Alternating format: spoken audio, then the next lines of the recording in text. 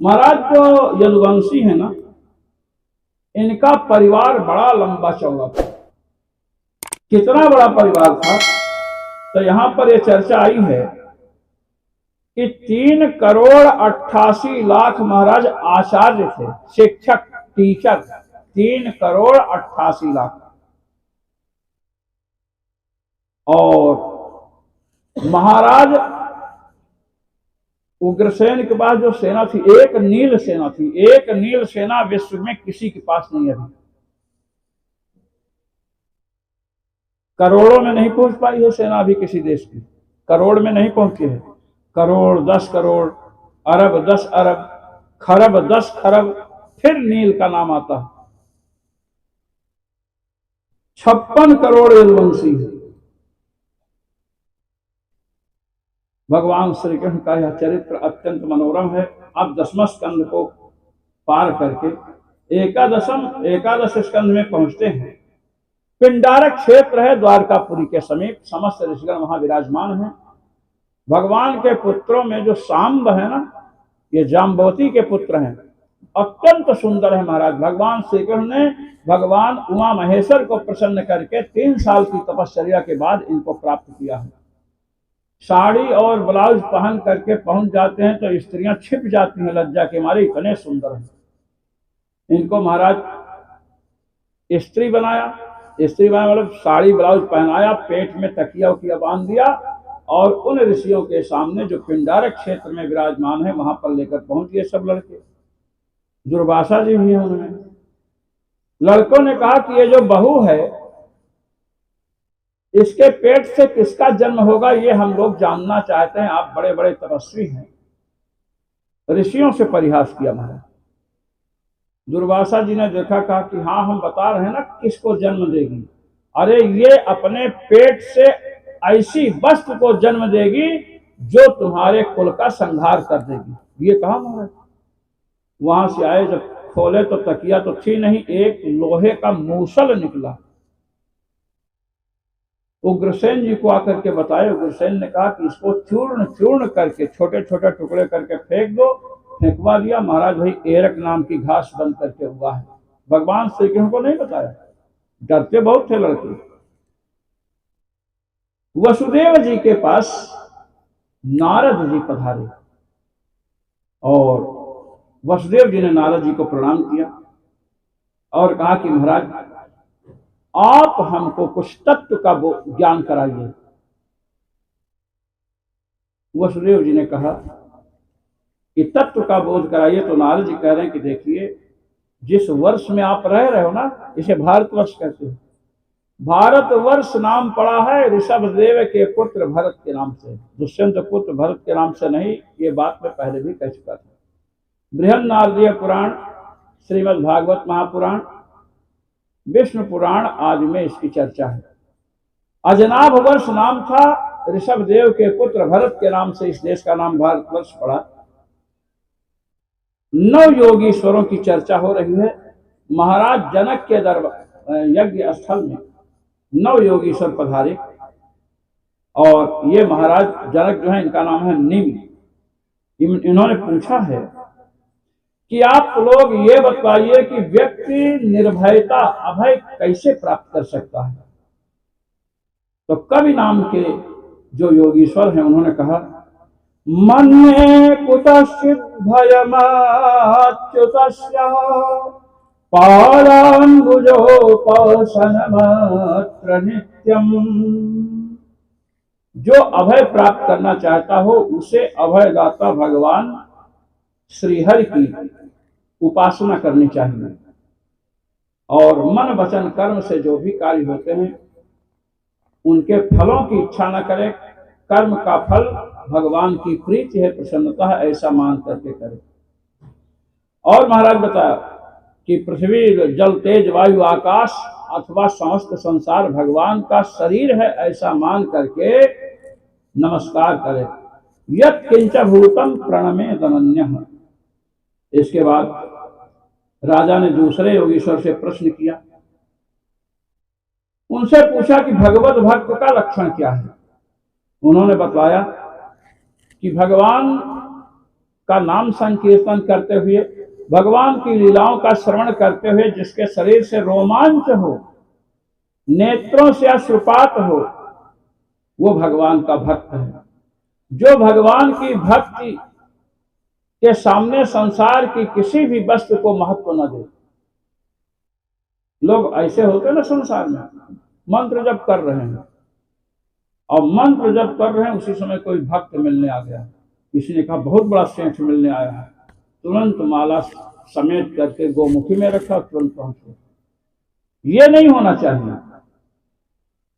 भजन कर रहे हैं, उपासना कर रहे हैं, कोई भी मिलने आया है, तुरंत नहीं जाना चाहिए, अपना नियम पूरा करके तब निकलिए। और अगर वैसे चले गए तो भगवान समझ लेते हैं कि हमारी अपेक्षा इसके हृदय में, जीवन में सेठ का महत्व है। अब सेठों के पीछे चक्कर काटते हो। हाँ, जब आप अपना नियम भजन कर चुके हैं, उसके बाद कोई भी आए सबसे मिलिए।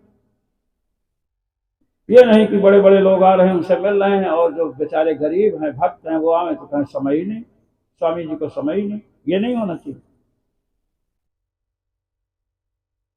अब इसके बाद माया के विषय में प्रश्न हुआ कि माया क्या है। कहते हैं कि संसार, ब्रह्मलोक पर्यंत जितना संसार है सब मायाकृत है, और माया से छूटने के लिए माया पच का भजन करना चाहिए, जो माया भगवान के वश में है।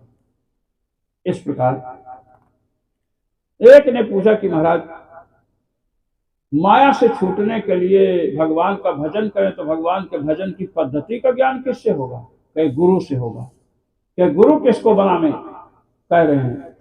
तस्मात् गुरुं प्रपद्येत जिज्ञासु श्रेय उत्तमम् शाब्दे परे च निष्णातं ब्रह्मण्योपसमाश्रयन्।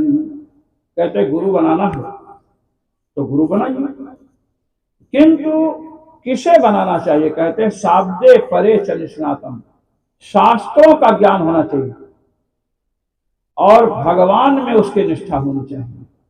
शास्त्रों का केवल ज्ञान है, भगवत भजन में निष्ठा नहीं है, तो ऐसे व्यक्ति को गुरु नहीं बनाना चाहिए। केवल भगवत भजन कर रहा है, शास्त्रों का कोई बोध ही नहीं है, तो उसे भी गुरु नहीं बनाना चाहिए। प्रयास करना चाहिए कि शास्त्रों के ज्ञाता भी हो और भगवान में निष्ठा भी हो, भगवत भजन भी करते हो, तब गुरु बनाना चाहिए, ये बतलाया। और उन गुरुदेव के चरणों में रह करके भागवत धर्म की शिक्षा लेनी चाहिए कि भगवान के मार्ग में हम आगे बढ़ रहे हैं तो हमें क्या करना चाहिए, कैसे करना चाहिए। ये नहीं गुरु जी ने कान ठोंक दिया, मंत्र मिल गया, ना अंगन न्यास, ना करण न्यास, ना विनियोग, किसी ज्ञान ही नहीं, मंत्र जप रहे हैं उल्टा सीधा, उपद्रव घर में शुरू है। ये नहीं, गुरु का बहुत बड़ा दायित्व होता है, समझ करके गुरु बनाना चाहिए। इसके बाद महाराज निम्न ने भगवान के अवतारों के विषय में पूछा कि भगवान के कितने अवतार हैं।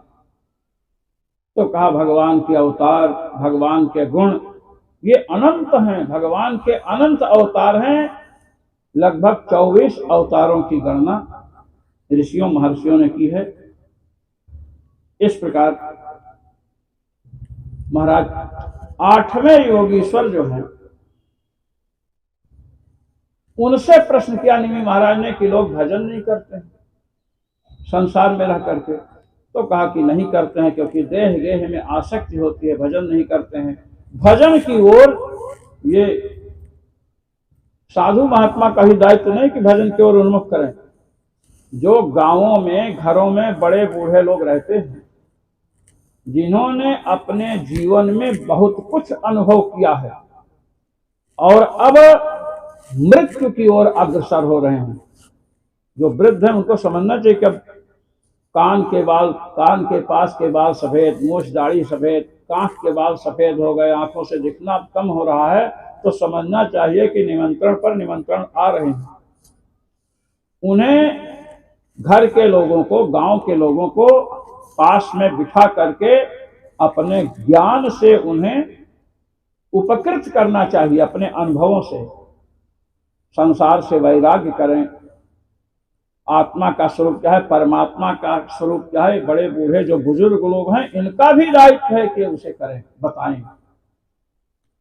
तो महाराज भगवान का भजन करने से संसार सागर से प्राणी पार उतर जाता है। इस प्रकार संक्षिप्त में 9 योगेश्वरों की चर्चा चल रही है। इसी बीच में ये बात बताई गई है कि कलयुग में नाम संकीर्तन भगवान की प्राप्ति का सबसे प्रमुख साधन है। श्री सुखदेव जी ने ऋषियों से कहा, भगवान श्री राम की शरणागत स्वीकार की है।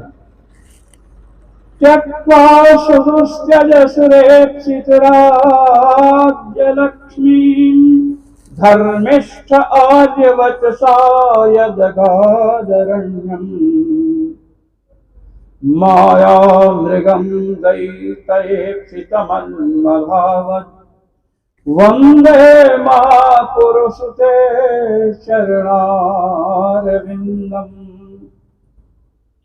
श्री सुखदेव जी ने 2 श्लोकों में भगवान राम की शरणागति ग्रहण की है। और अयोध्या में एक विद्वान थे ब्रह्मचारी जी महाराज, श्री विंध्यश्री प्रसाद शुक्ल जी, हम लोग उनके पास जाते थे। महाराज 60 वर्ष में उन्होंने विवाह किया था, 60 वर्ष में, और विवाह किया। और जब पुत्र जन्म का समय आया तो महाराज मूल नक्षत्र में पड़ने लगा, तो मंत्र का प्रयोग करके उसको रोक दिया। कुछ समय के बाद पत्नी बीमार पड़ी, लड़का अंदर मर गया। बहुत बड़े विद्वान थे। वो कहते थे कि ये 2 श्लोक जो श्रीमद् भागवत महापुराण में श्री सुखदेव जी ने कहा है, ये बहुत प्राचीन काल से, त्रेता से ही भगवान श्री राम की प्रशंसा में प्रत्येक यज्ञ में गाए जाते थे। इस प्रकार 9 योगीश्वरों का संवाद और योग की चर्चा, सांख्य की चर्चा। मुख्य बात यह है कि जब ऋषियों ने शाप दिया था तो उस शाप का प्रभाव द्वारकापुरी पर पड़ा। महाराज हुआ क्या कि अनेक प्रकार के उपद्रव शुरू हो गए। जब उपद्रव शुरू हो गए तो भगवान प्रभास क्षेत्र जाना चाहते हैं समस्त यदुवंशियों को लेकर के। और महाराज यदुवंशियों को भगवान ने कहा कि ये उपद्रव शुरू हो चुके हैं, इसलिए हम लोगों को चलना चाहिए प्रभास क्षेत्र, वहां यज्ञ करेंगे, दान करेंगे, पुण्य करेंगे, तो उपद्रवों का जो फल मिलने वाला है ये कम हो जाएगा। इस प्रकार महाराज कहा। तो जब इस प्रकार कहा तो महाराज सब लोग तैयार हो गए। उसमें पुत्र हैं, पौत्र हैं, ये सब तैयार हुए। तो महाराज उद्धव जी आते हैं, भगवान के श्री चरणों में उपस्थित होते हैं और कहते हैं, प्रभु आप यदुवंश का संहार करना चाहते हैं, इसलिए स्वधाम नय माम, आप अपने धाम मुझे भी ले चलो। भगवान ने कहा, उद्धव एक तुम ही हो जो मेरे ज्ञान को तुम धारण कर सकते हो। समस्त यदुवंशियों के विनाश का शाप ब्राह्मणों ने दिया है, किंतु इस शाप की गति मैं रोक दूंगा, तुम्हारे ऊपर प्रभाव नहीं डालेगा। शाप तुम मेरे ज्ञान को लेकर के संसार में विचरण करो। भगवान ने उद्धव जी को अनेक प्रकार का महाराज उपदेश दिया, ज्ञान योग, भक्ति योग, सांख्य योग। और भगवान ने कहा कि मनुष्य जन्म बड़ा दुर्लभ है। जो अपने लोग मनुष्य जन्म बने हैं ना, नृदेह मध्यम सुलभम सुदुर्लभम प्रवम सुकल्पम गुरुकर्णधारम मयानुकूलेन नभस्वतेरितम पुमान् भवाभ्यं न करेत् स आत्मा। कहते हैं मनुष्य देह बड़े अनुग्रह से मिलता है, भगवान के अनुग्रह से मिलता है। और यह एक प्रकार की नौका है, नाव है। गुरु ही इस नाव को खेने वाले कर्णधार हैं। भगवान का अनुग्रह इसके साथ एक ऐसी वायु है जो जिस दिशा में नौका ले जाना है मोक्ष की ओर नौका को प्रेरित करते हैं। भगवान कहते हैं कि ऐसी मनुष्य शरीर रूपी नौका पा करके भी जो भवसागर से पार नहीं उतरते हैं स आत्मा वे आत्महत्यारे हैं। इस प्रकार महाराज बताया, अनेक प्रकार का उपदेश दिया, भागवत धर्म का निरूपण किया और अंत में उद्धव जी को विदा किया। उद्धव जी वहां से चले गए। भगवान ने अपने चरण पादुकाएं उद्धव जी को दी।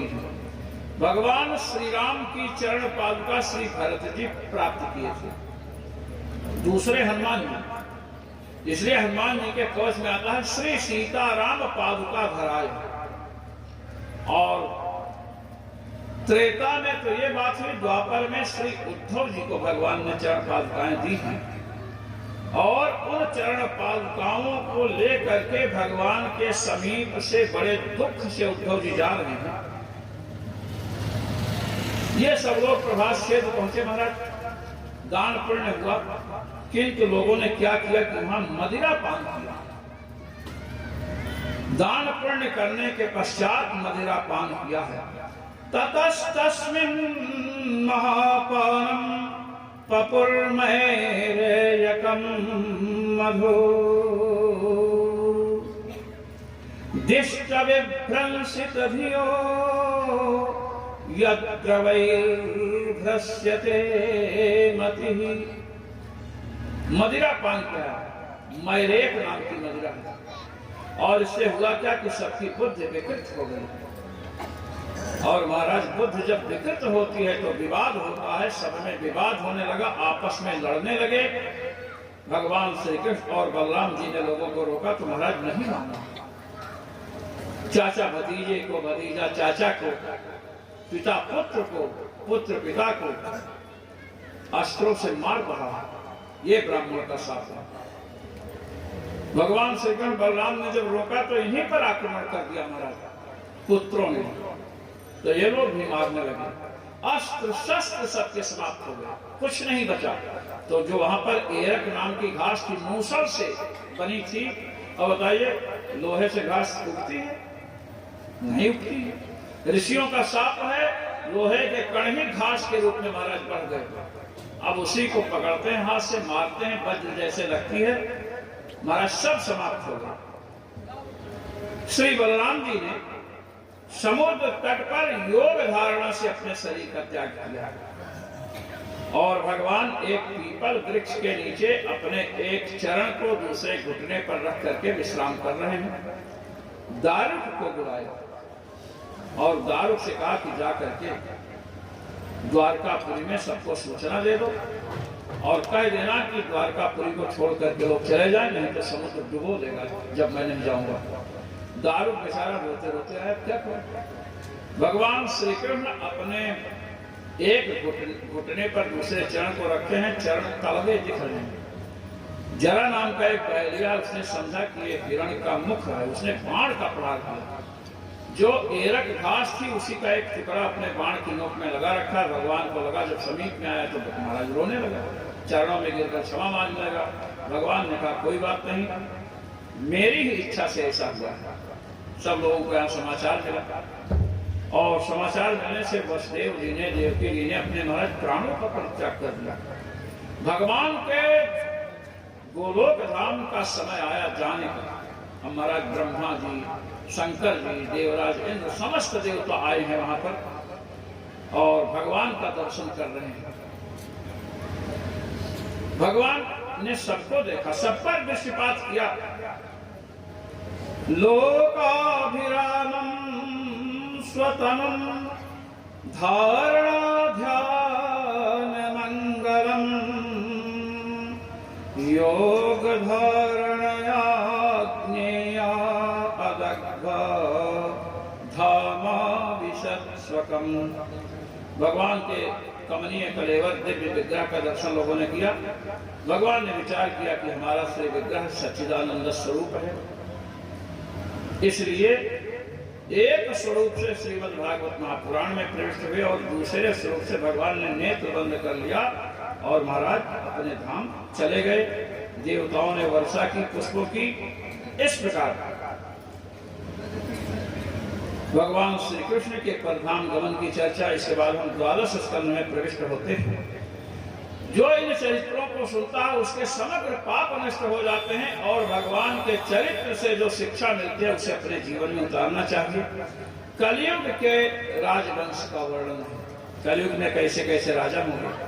कहते हैं कलयुग में जो लोग जनेऊ धारण करेंगे उन्हीं को ब्राह्मण समझेंगे। संध्या बंधन गायत्री सब छूटने लगेगा। जो छल प्रपंच कपट करके पैसा इकट्ठा करना जानता होगा उसी को लोग समझदार समझेंगे। इस प्रकार श्री सुखदेव जी ने श्री परीक्षित जी को ये जब कथाएं सुनाई तो परीक्षित जी को कह रहे हैं कि हमने जो भी कथा आपको सुनाई है, बड़े बड़े राजाओं की कथा सुनाई है, ये केवल इसलिए सुनाई है कि जितने बड़े बड़े राजा हुए सब पृथ्वी को त्याग करके अकेले गए हैं। कथा इमास्ते कथिता महीयसाम विताय लोकेषु यशः परेयुषाम विज्ञान वैराग्य विवक्षया विभो वचो विभूति न तु परमार्थम। विज्ञान ज्ञान की प्राप्ति हो कि हमें भी एक दिन शरीर छोड़ करके संसार छोड़कर जाना है। संसार से वैराग्य हो, इसीलिए विज्ञान वैराग्य विवक्षा, ज्ञान और वैराग्य को बढ़ाने के लिए मैंने कथाएं सुनाई हैं।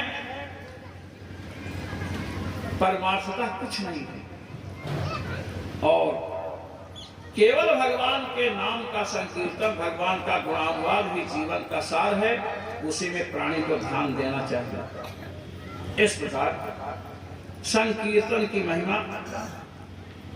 और महाराज श्री परीक्षित जी ने श्री सुखदेव जी के चरणों में प्रणाम किया और कहा, महाराज आपने श्रीमद् भागवत महापुराण की कथा हमको सुनाई है, कृपा करके और कुछ सुनाइए। तब श्री सुखदेव जी कहते हैं कि राजन, हमने अपने पिता से जो कुछ सुना था और अपने साधना से जो अनुभव किया वो आपको मैंने सुना दिया। अब एक बात का स्मरण रखो, अब कुछ बचा नहीं है जो तुम्हें मैं सुनाऊंगा।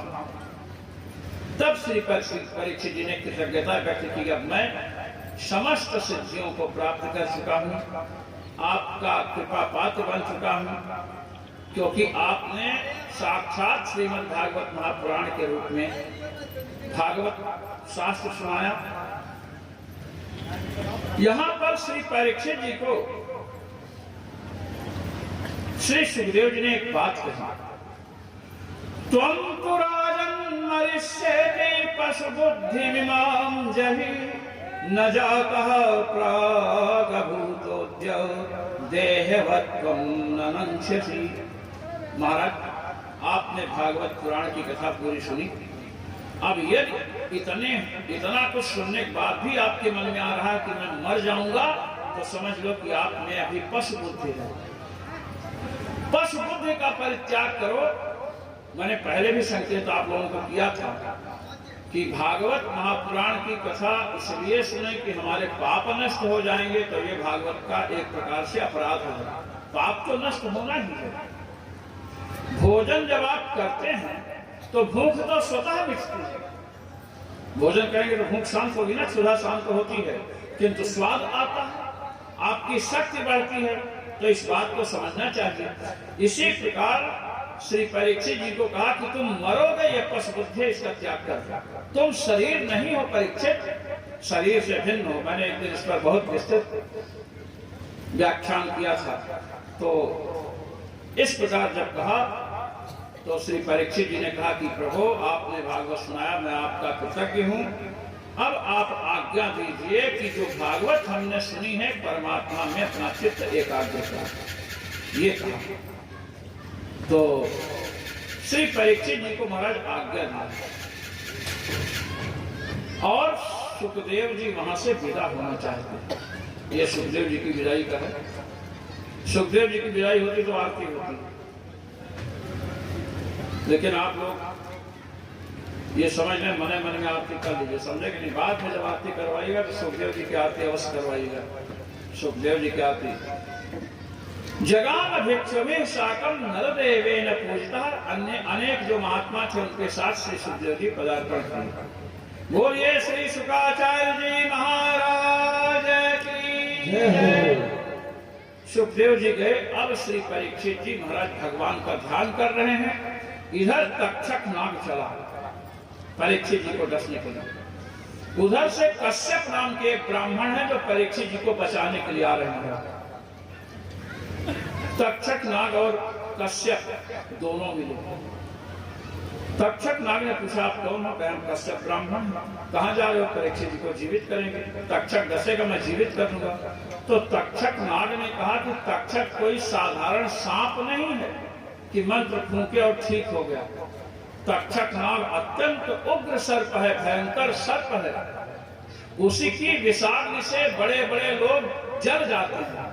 तो कश्यप ने कहा, जब मिलेगा तब मैं पूछूंगा कितना बड़ा सांप है। कहा, मैं ही हूं। क्या तुम ही हो? तो दिखाओ अपने विषाग्नि का प्रभाव। महाराज एक बड़ वृक्ष था, बरगद का वृक्ष था। उस पर एक ब्रह्मचारी चढ़ करके लकड़ी काट रहा था कुल्हाड़ी से। एक तोता भी था उसमें। तक्षक ने फुंकार मारी तो महाराज वो हरा भरा जो वृक्ष था राख बन गया जल करके। कहा, देखे मेरे विष का प्रभाव। तो कश्यप ने कहा, विष का प्रभाव तो देखा, वो मंत्र का भी तुम देख लो। और मंत्र पढ़ा महाराज, हाथ में जल लेकर और उस राख पर छिड़क दिया। तो पहले ही जैसे वृक्ष हरा भरा, ब्रह्मचारी कुल्हाड़ी से काट रहा है, तोता बोल रहा है। तक्षक ने सोचा, अगर ये ब्राह्मण पहुंच गया ना परीक्षित जी के पास तो मेरा काटना बेकार हो जाएगा। महाराज धन मन दे करके समझा बुझा करके कश्यप को लौटा दिया। तक्षक गया महाराज एक पुष्प के बीच में बैठ करके और महाराज परीक्षित को उसने काटा। और महाराज परीक्षित का शरीर धो धो करके जल उठा। उसके पहले ही परीक्षित जी भगवत धाम की ओर यात्रा कर चुके थे।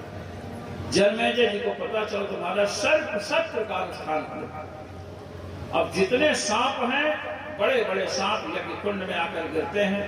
तक्षक देवराज इंद्र के पास गया, रक्षा करो सिंहासन में लिपट गया। जनमेजय ने ब्राह्मणों से कहा कि ये तक्षक अभी तक नहीं आया। क्या इंद्र के सिंहासन में लिपटा हुआ इसलिए नहीं आया? क्या सिंहासन के सहित स्वाहा करना।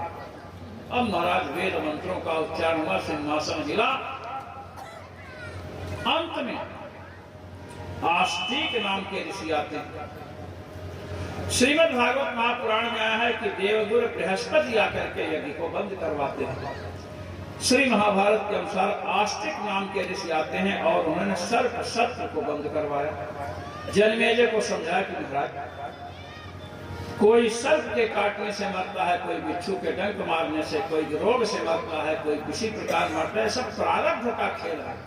जिस प्रकार से मृत्यु लिखी है वैसी होगी ही। इसमें न तक्षक का दोष है न बिच्छू का दोष है। इस प्रकार समझा करके महाराज सर्प सत्र को बंद किया। अब आगे हम चलते हैं। मार्कंडेय जी का चरित्र है। मार्कंडेय जी के चरित्र को हम प्रणाम करते हैं। अंत में श्रीमद् भागवत महापुराण की विषय सूची है। जो 7 दिन की कथा नहीं सुन पाए उनको कथा का फल मिले तो महाराज पूरा फल तो नहीं मिलेगा। नहीं तो लोग विषय सूची सुन करके एक ही दिन में भागवत पूरी कर देंगे।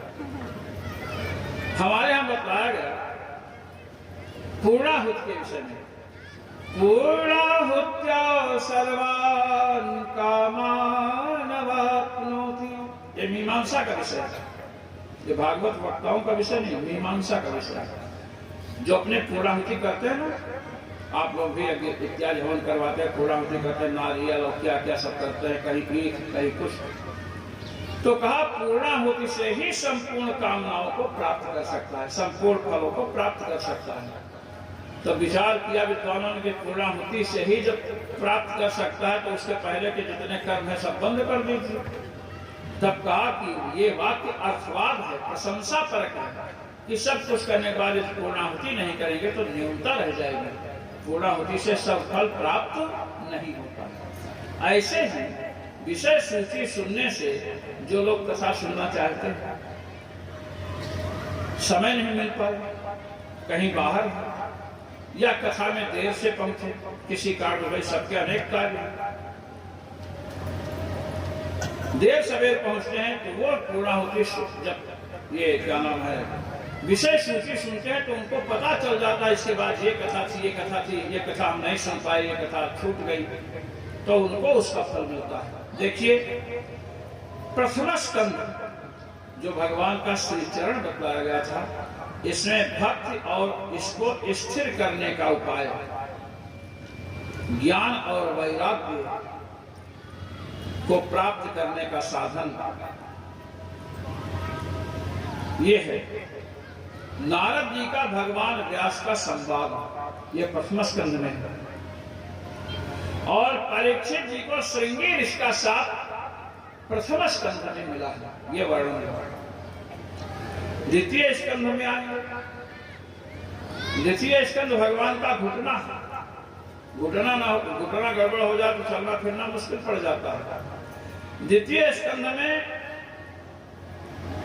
जीवन का फल क्या है, अंते नारायण स्मृति, जन्म लाभ परः पुंसाम अंते नारायण स्मृति। जन्म का लाभ है कि मरते समय भगवान की स्मृति आए। योग धारणा के द्वारा शरीर का त्याग कैसे किया जाता है महाराज। ब्रह्मा जी नारद का संवाद अनेक प्रकार के सृष्टियों का निरूपण द्वितीय स्कंध में है। तृतीय स्कंध में आए, तृतीय स्कंध में विदुर और उद्धव का संवाद है, विदुर और मैत्रेय जी का संवाद है, सृष्टियों का वर्णन है। और महाराज आगे चलिए, वाराह अवतार की चर्चा, देवहूति कर्तन का संवाद तीसरे स्कंध में है। चतुर्थ स्कंद में मरीच आदि प्रजापतियों की उत्पत्ति, दक्ष यज्ञ का विध्वंस, भगवान ने कैसे दक्ष का यज्ञ नष्ट किया, और प्राचीन बलि तथा नारद आदि के संवाद का वर्णन है। पुरंजनोपाख्यान भी इसी में है। और जब छठे से पंचम स्कंध में आते हैं तो प्रियव्रत महाराज का चरित्र पहले आता है, नाभि का चरित्र, ऋषभ देव का चरित्र और भरत जी का चरित्र, जो ऋषभ देव के पुत्र हैं, जिनके नाम से इस देश का नाम भारतवर्ष पड़ा। द्वीपों का वर्ष है, द्वीपों का निरूपण, वर्षों का निरूपण, 9 वर्ष 7 द्वीप। और महाराज यहाँ पर यह बताया गया कि जो भारतवर्ष है, भारतवर्ष में नर नारायण भगवान की उपासना होती है। किम पुरुष वर्ष में श्री सीताराम जी की उपासना होती है, वहां श्री हनुमान जी महाराज की जा रही है। किम पुरुष वर्ष में हनुमान जी के समीप नारद जी दर्शन करने गए महाराज। पहले तो प्रहलाद जी गए, तो प्रहलाद जी दर्शन करने गए तो हनुमान जी भगवान श्री सीताराम जी की पूजा कर रहे थे, तो समय नहीं मिला तो लौट आए। एक दिन नारद जी जा रहे थे तो प्रहलाद जी ने पूछा कहाँ जा रहे हैं, किम पुरुष में हनुमान जी का दर्शन करेंगे, सीताराम जी का दर्शन करेंगे। प्रहलाद जी ने कहा वो मिलते नहीं, बस समय ही नहीं। नारद जी ने कहा कि समय नहीं है तो समय निकालेंगे। अरे कहे कि नहीं निकालते हैं हनुमान जी समय, कहे हम तो दर्शन किए बिना लौटेंगे नहीं, समय निकालना पड़ेगा हनुमान जी को। प्रहलाद जी ने कहा चलो हम भी चलते हैं, देखते कैसे निकलवाते हैं। अब नारद जी महाराज जब वहां पहुंचे तो हनुमान जी महाराज श्री सीताराम जी की पूजा करते। बोले श्री सीतारामचंद्र भगवान की जय, श्री हनुमान जी महाराज की जय। नारद जी पहुंचे तो देखे दत्त चित्त है, समाधिस्थ है हनुमान जी पूजा में। तो नारद जी ने जानते हैं क्या किया, हल्ला गुल्ला कुछ नहीं मचाया, बस कहा श्री रामचंद्र विष्णु हो जानकी सो। हे श्री राम, हे भगवान विष्णु, हे जानकी पत। जैसे महाराज भगवान का नाम लिया, हनुमान जी सेवा छोड़ करके उछल करके आए और नारद जी को गले लगे। सनातन गोस्वामी पाद ने इस उपाख्यान का वर्णन किया। तो प्रहलाद जी ने कहा कि मुझे यह पता नहीं था कि हनुमान जी नाम संकीर्तन के इतने प्रेमी हैं कि पूजा छोड़ करके पहुंचते हैं। तो महाराज किम पुरुष वर्ष में श्री सीताराम जी की पूजा होती है और नाम संकीर्तन का बड़ा महत्व है। अब आइए 28 प्रकार के नरकों का वर्णन पंचम स्कंध में है। भूगोल खगोल का वर्णन। छठा स्कंध भगवान का हृदय है, इसे पोषण स्कंध भी कहते हैं। इसमें अजामिलोपाख्यान है। एक साधक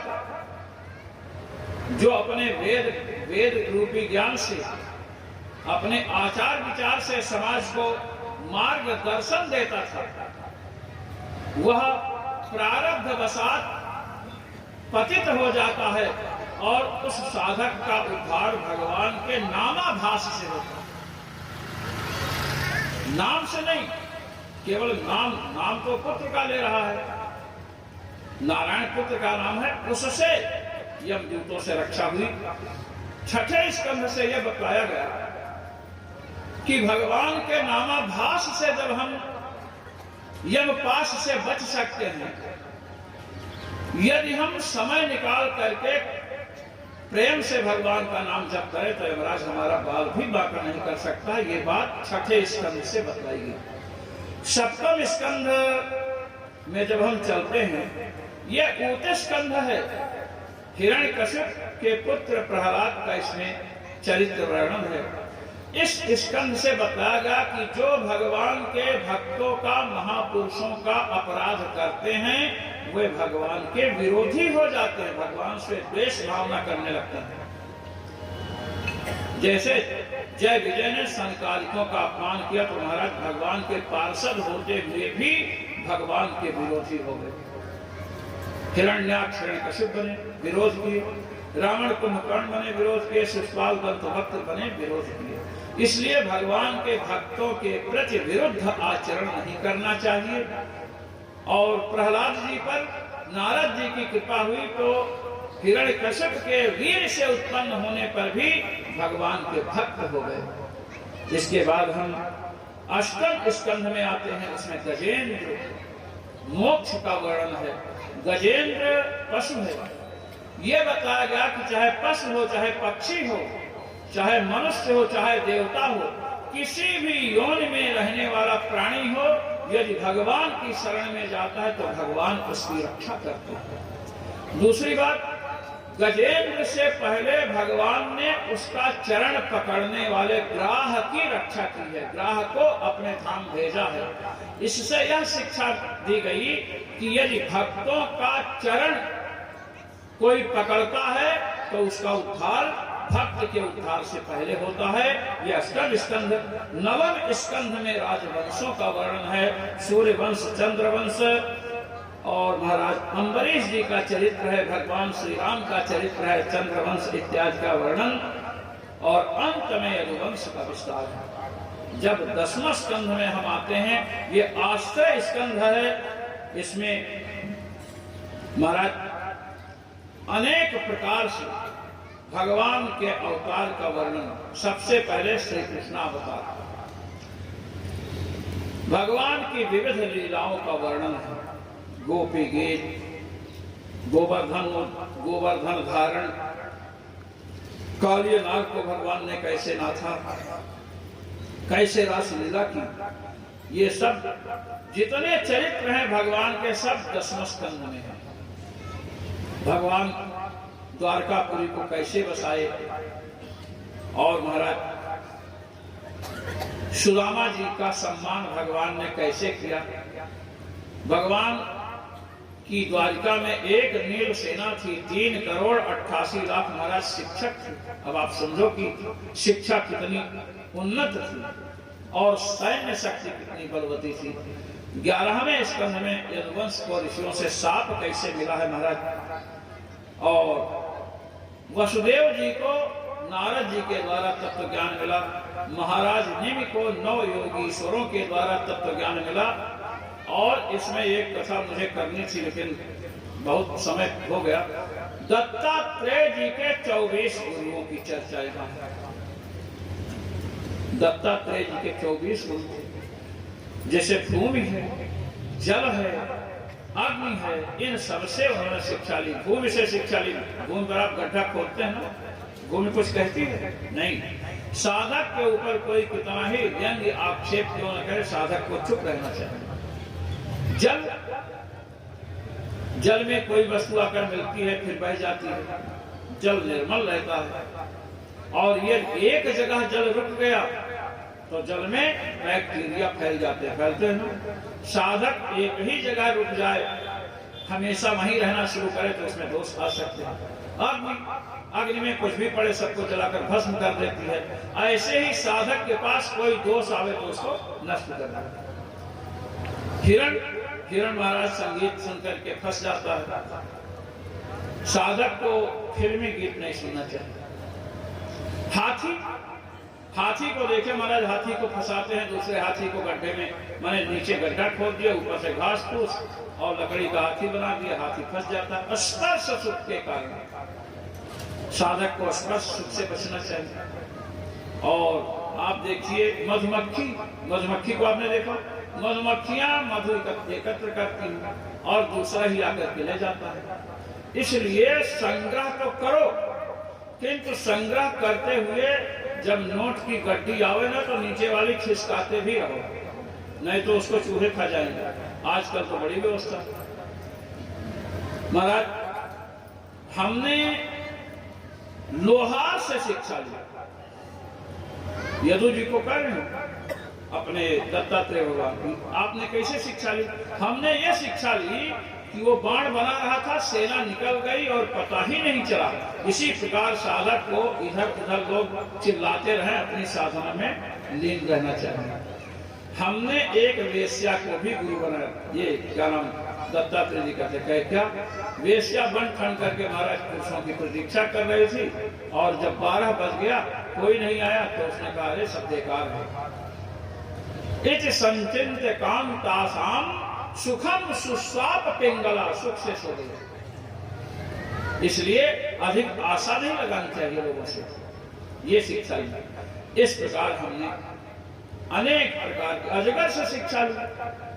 अजगर को भी भोजन मिलता है। साधक को अजगर से शिक्षा लेनी चाहिए कि केवल भोजन और वस्त्र और आश्रम या मकान बनाने के लिए ही हमेशा न लगा रहे, भगवान का भजन करे। इस प्रकार हमने एक भृंगी कीड़ा होता है, आप लोग देखते होंगे, आता है झींगुर को पकड़ता है और बंद कर देता है और भिन करता रहता है और झींगुर वही बन जाता है। हमने ये देखा, उससे शिक्षा ली कि जिसका चिंतन करेंगे वही हो जाएंगे। इस प्रकार दत्तात्रेय जी ने 24 गुरुओं की कथा यदु महाराज को सुनाई। ये महाराज छूट गई थी, इसी विशेष सूची में हो गई संक्षिप्त। तो कहते हैं इसका वर्णन, और आगे जब बढ़ते हैं द्वादश स्कंध में तो 4 प्रकार के प्रलयों का वर्णन है, 3 प्रकार की उत्पत्ति का वर्णन है। मार्कंडेय जी को भगवान ने अपनी लीला का दर्शन कैसे कराया। श्री परीक्षित जी सुखदेव जी को विदा किए, भगवान में ध्यान लगाए, तक्षक के आने के पहले ही शरीर त्याग दिए। इस प्रकार वर्णन। और 12वें स्कंद के अंत में, जब 12वां स्कंद पूर्ण होता है तो विषय सूची है पुराणों की, और अंत में भागवत की परंपरा 2 प्रकार से चली गई। एक तो भगवान नारायण ने ब्रह्मा जी को दिया, और ब्रह्मा जी ने नारद जी को, नारद जी ने श्री व्यास जी को दिया, व्यास जी ने श्री सुखदेव जी को। व्यास जी ने तो 18,000 श्लोकों की रचना की। शंकरषण भगवान से भी भागवत की परंपरा है। तो यहाँ पर सूत जी जो बैठे हुए हैं, ये कहते कस्मै एन विभासितो यमतुलो ज्ञान प्रदीपः पुरा। कहते कस्मै का ब्रह्मा जी को कहते हैं, वैसे काय होना चाहिए कस्मै। चलिए ब्रह्मा जी से ये परंपरा प्राप्त हुई। ब्रह्मा जी ने नारद जी को सुनाया, नारद जी ने किसको सुनाया?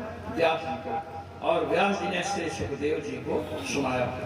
श्री सूत जी जो अभी कथा कह रहे हैं, कहते हैं योगींद्राय नमस्तस्मै सुखाय ब्रह्मरूपिणे संसार सर्पदष्टं यो विष्णुरातममुचत। कहते हैं उन योगेंद्र महायोगेश्वर श्री सुखदेव जी को नमस्कार है, जिन्होंने परीक्षित जी को कथा सुनाई। तक्षक नाग ने डस दिया था, इसलिए कथा सुनाना था, इसी बात नहीं है। संसार सर्प दष्टम योग, संसार रूपी महासर्प प्रत्येक प्राणी को डसता है। संसार रूपी सर्प से छुड़ाने के लिए कथा सुनाई कि पुनः संसार में न आना पड़े। अंत में भागवत का सार क्या है? नाम संकीर्तनम यस्य सर्व पाप प्रणाशनम प्रणामो दुख शमनस्तं नमामि हरिं परम, तम नमामि हरिं परम। भागवत का सारांश अंत में कि भगवान के नाम का संकीर्तन संपूर्ण पापों को नष्ट करने वाला है। और भगवान को जो प्रणाम करते हैं, शिव जी के यहाँ नागेश्वर भगवान को प्रणाम किया, दुर्गा माँ को प्रणाम किया, संत महापुरुष को प्रणाम किया, घर में माता पिता को प्रणाम किया, इससे संपूर्ण पाप नष्ट होते हैं। पाप नष्ट होते हैं, यही बताया है। ये संक्षेप है। जो बड़े बूढ़ों को, अपने से बड़ों को प्रणाम करता है, अभिवादनशीलस्य नित्यं वृद्धोपसेविनः चत्वारि तस्य वर्धन्ते आयुर्विद्यायशो बलम। जो प्रणाम करता है तो उससे तो पाप नष्ट होते हैं। किंतु प्रणाम के साथ यदि अपने से बड़े लोगों की सेवा भी करता है तो उसकी आयु बढ़ती है, अकाल मृत्यु नहीं होती है, विद्या बढ़ती है, बल बढ़ता है और यश बढ़ता है। तो भगवान को प्रणाम करते हैं, अपने बच्चे वृद्ध महापुरुषों को प्रणाम करते हैं, भगवान के नाम का संकीर्तन करते हैं तो सभी दुखों का शमन होता है। ऐसे भगवान के श्री चरणों में नमस्कार है। बोलिए श्री व्यास भगवान की जय हो, श्री सुखदेव जी महाराज की जय हो, श्री परीक्षित जी महाराज की जय हो, श्रीमद्भागवत महापुराण की जय हो, बोलिए रुक्मिणी कृष्ण भगवान की जय हो, श्री शंकर भगवान की जय हो,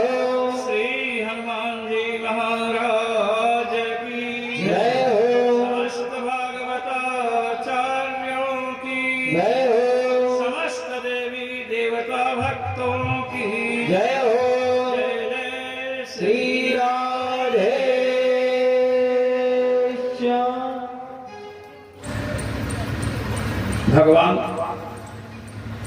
द्वारकापुरी में निवास कर रहे हैं। भगवान के एक बहुत बड़े भक्त जिनका नाम है सुदामा। सुदामा गुरुकुल के मित्र हैं भगवान के। विवाह होने के बाद महाराज इनकी स्थिति बहुत निर्धनता पूर्ण है।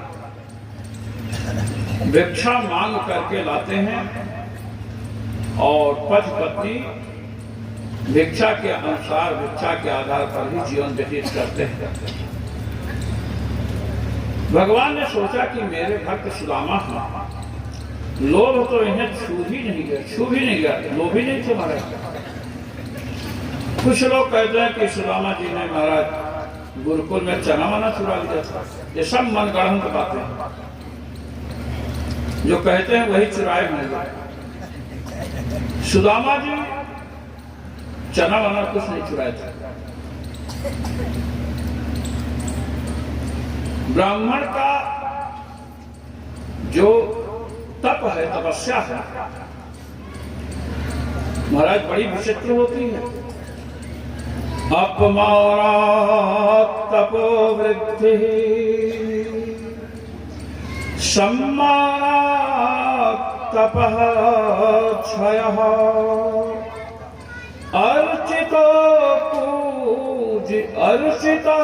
पूजितो विप्रो दुग्धा गौरिव गच्छति।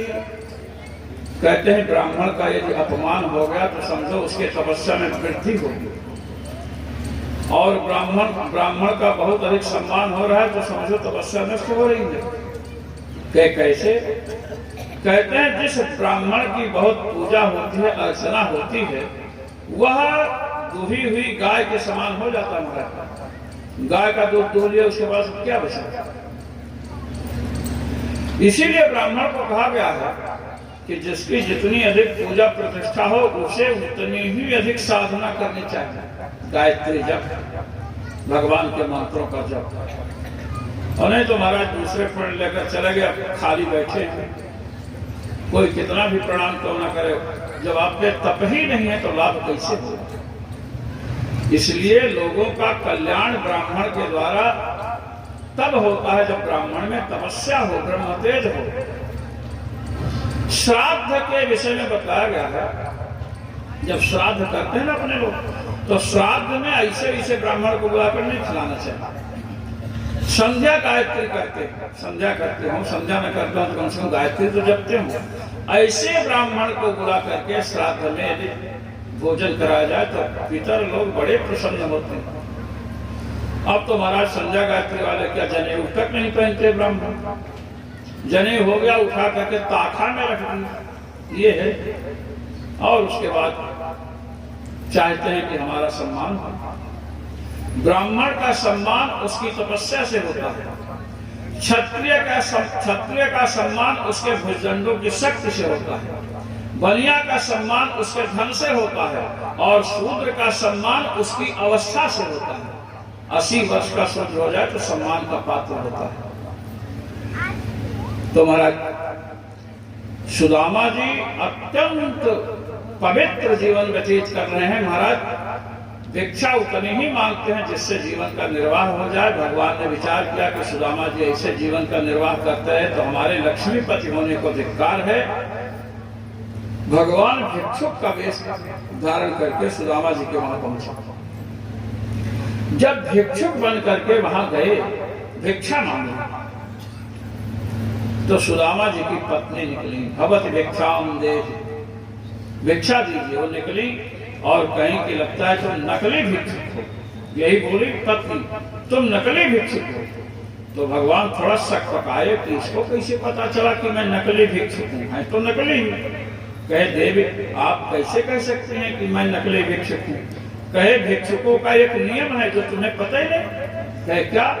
नहीं भिक्षुका भिक्षुकांतरम उपतिष्ठते, भिखारी दूसरे भिखारी के यहाँ भीख मांगने नहीं जाता है, और तुम यहाँ पहुंच गए, इसलिए मैं कह रही हूँ तुम नकली भिक्षुक हो। भगवान ने कहा क्षमा कीजिए, लेकिन आप इतना गुस्साई हुई हैं, लगता है कि आपका पेट भरता नहीं है रोज। जब ये कहा तो और आप देखने में बड़ी अच्छी लग रही, बड़ी सीधी, बड़ी तपस्विनी है, आपका रूप, आपकी कुलीनता, ऐसी प्रशंसा किया। कहते हैं कि सही कह रहे हो, पेट क्या भरे, हमारे पति भिक्षा मांग मांग कर लाते हैं, कभी भरता है कभी नहीं भरता है, कल शाम को नहीं भरा, भिक्षा लेने जाए। भगवान ने कहा कि तुम्हारे पति तो कृष्ण भगवान के मित्र है। कहीं कौन? अरे कहे द्वारका में बैठे हैं, तुम्हारे पति सुदामा के मित्र हैं, बड़ी संपत्ति, उनको लक्ष्मीपति लोग कहते हैं, उनके यहाँ भेज दीजिए, 2-4 ट्रक सामान भेज देंगे, आनंद से जिए आप। इतना कहकर भगवान चले आए। अब सुदामा जी लौट कर आए, कुछ ही वस्तु मिली थी। पत्नी ने कहा कि अब हम ऐसे नहीं रहेंगे, आपके मित्र हैं द्वारकाधीश भगवान लक्ष्मीपति, आप जाइए, आप भिक्षा मांग मांग करके जीवन क्यों बर्बाद कर रहे हैं। सुदामा जी ने कहा कि देव, ब्राह्मण को भिक्षान्न से अपना जीवन बिताना चाहिए। सदन्नम वा कदन्नम वा भिक्षान्नम अमृतम स्मृतम, चाहे अच्छा अन्न मिले चाहे खराब अन्न मिले, भिक्षान्न को अमृत बतलाया गया है। पत्नी ने कहा देखो, इतने दिन तक अमृत खाते रहे, अब हम अमृत नहीं खाएंगे, अब तो आपको द्वारकापुरी जाना ही पड़ेगा। अब महाराज पत्नी पीछे पड़ जाएगा। हाँ, तो फिर क्या कहना, सुदामा जी की हालत वही हुई जैसे आजकल के और पहले के लोगों की होती थी। कहे ठीक है मैं जाऊंगा, लेकिन भगवान के पास जाना तो कुछ उपहार तो चाहिए, अपने यहाँ तो कुछ है ही नहीं। तो बेचारी गई, 4 घरों से चूड़ा मांग करके लाई। चूड़ा बिहार का प्रसिद्ध है, दही चूड़ा, चूड़ा दही नहीं, दही चूड़ा। चूड़ा दही कहेंगे तो आपको चूड़ा अधिक देंगे, दही कम देंगे, और दही चूड़ा कहेंगे तो दही की मात्रा अच्छी रहेगी, चूड़ा की मात्रा कम रहेगी। हमारे यहाँ नियम है, जो श्रेष्ठ होता है उसका पूर्ण प्रयोग होता है। तो महाराज दही की श्रेष्ठता अगर रखनी है भोजन में तो दही चूड़ा। अब महाराज लेकर के चले किसमें, कोई ऐसा कपड़ा नहीं है बढ़िया जिसमें बांध सके। फिर वही जो धोती पहनते थे उसी को देखे पुरानी पड़ी थी, उसी को फाड़ फोड़ करके महाराज बांधा। अब ले करके चले सुदामा जी। तो सुदामा जी जब लेकर के चले तो भगवान ने सोचा कि ये आएंगे यहाँ द्वारका, तो द्वारका आएंगे तो यहाँ उतराई बिना नाव में बैठे कैसे पहुंचेंगे, और नाव में बैठेंगे तो उतराई देनी पड़ेगी। द्वारकापुरी आप लोग गए, मैं तो गया हूँ।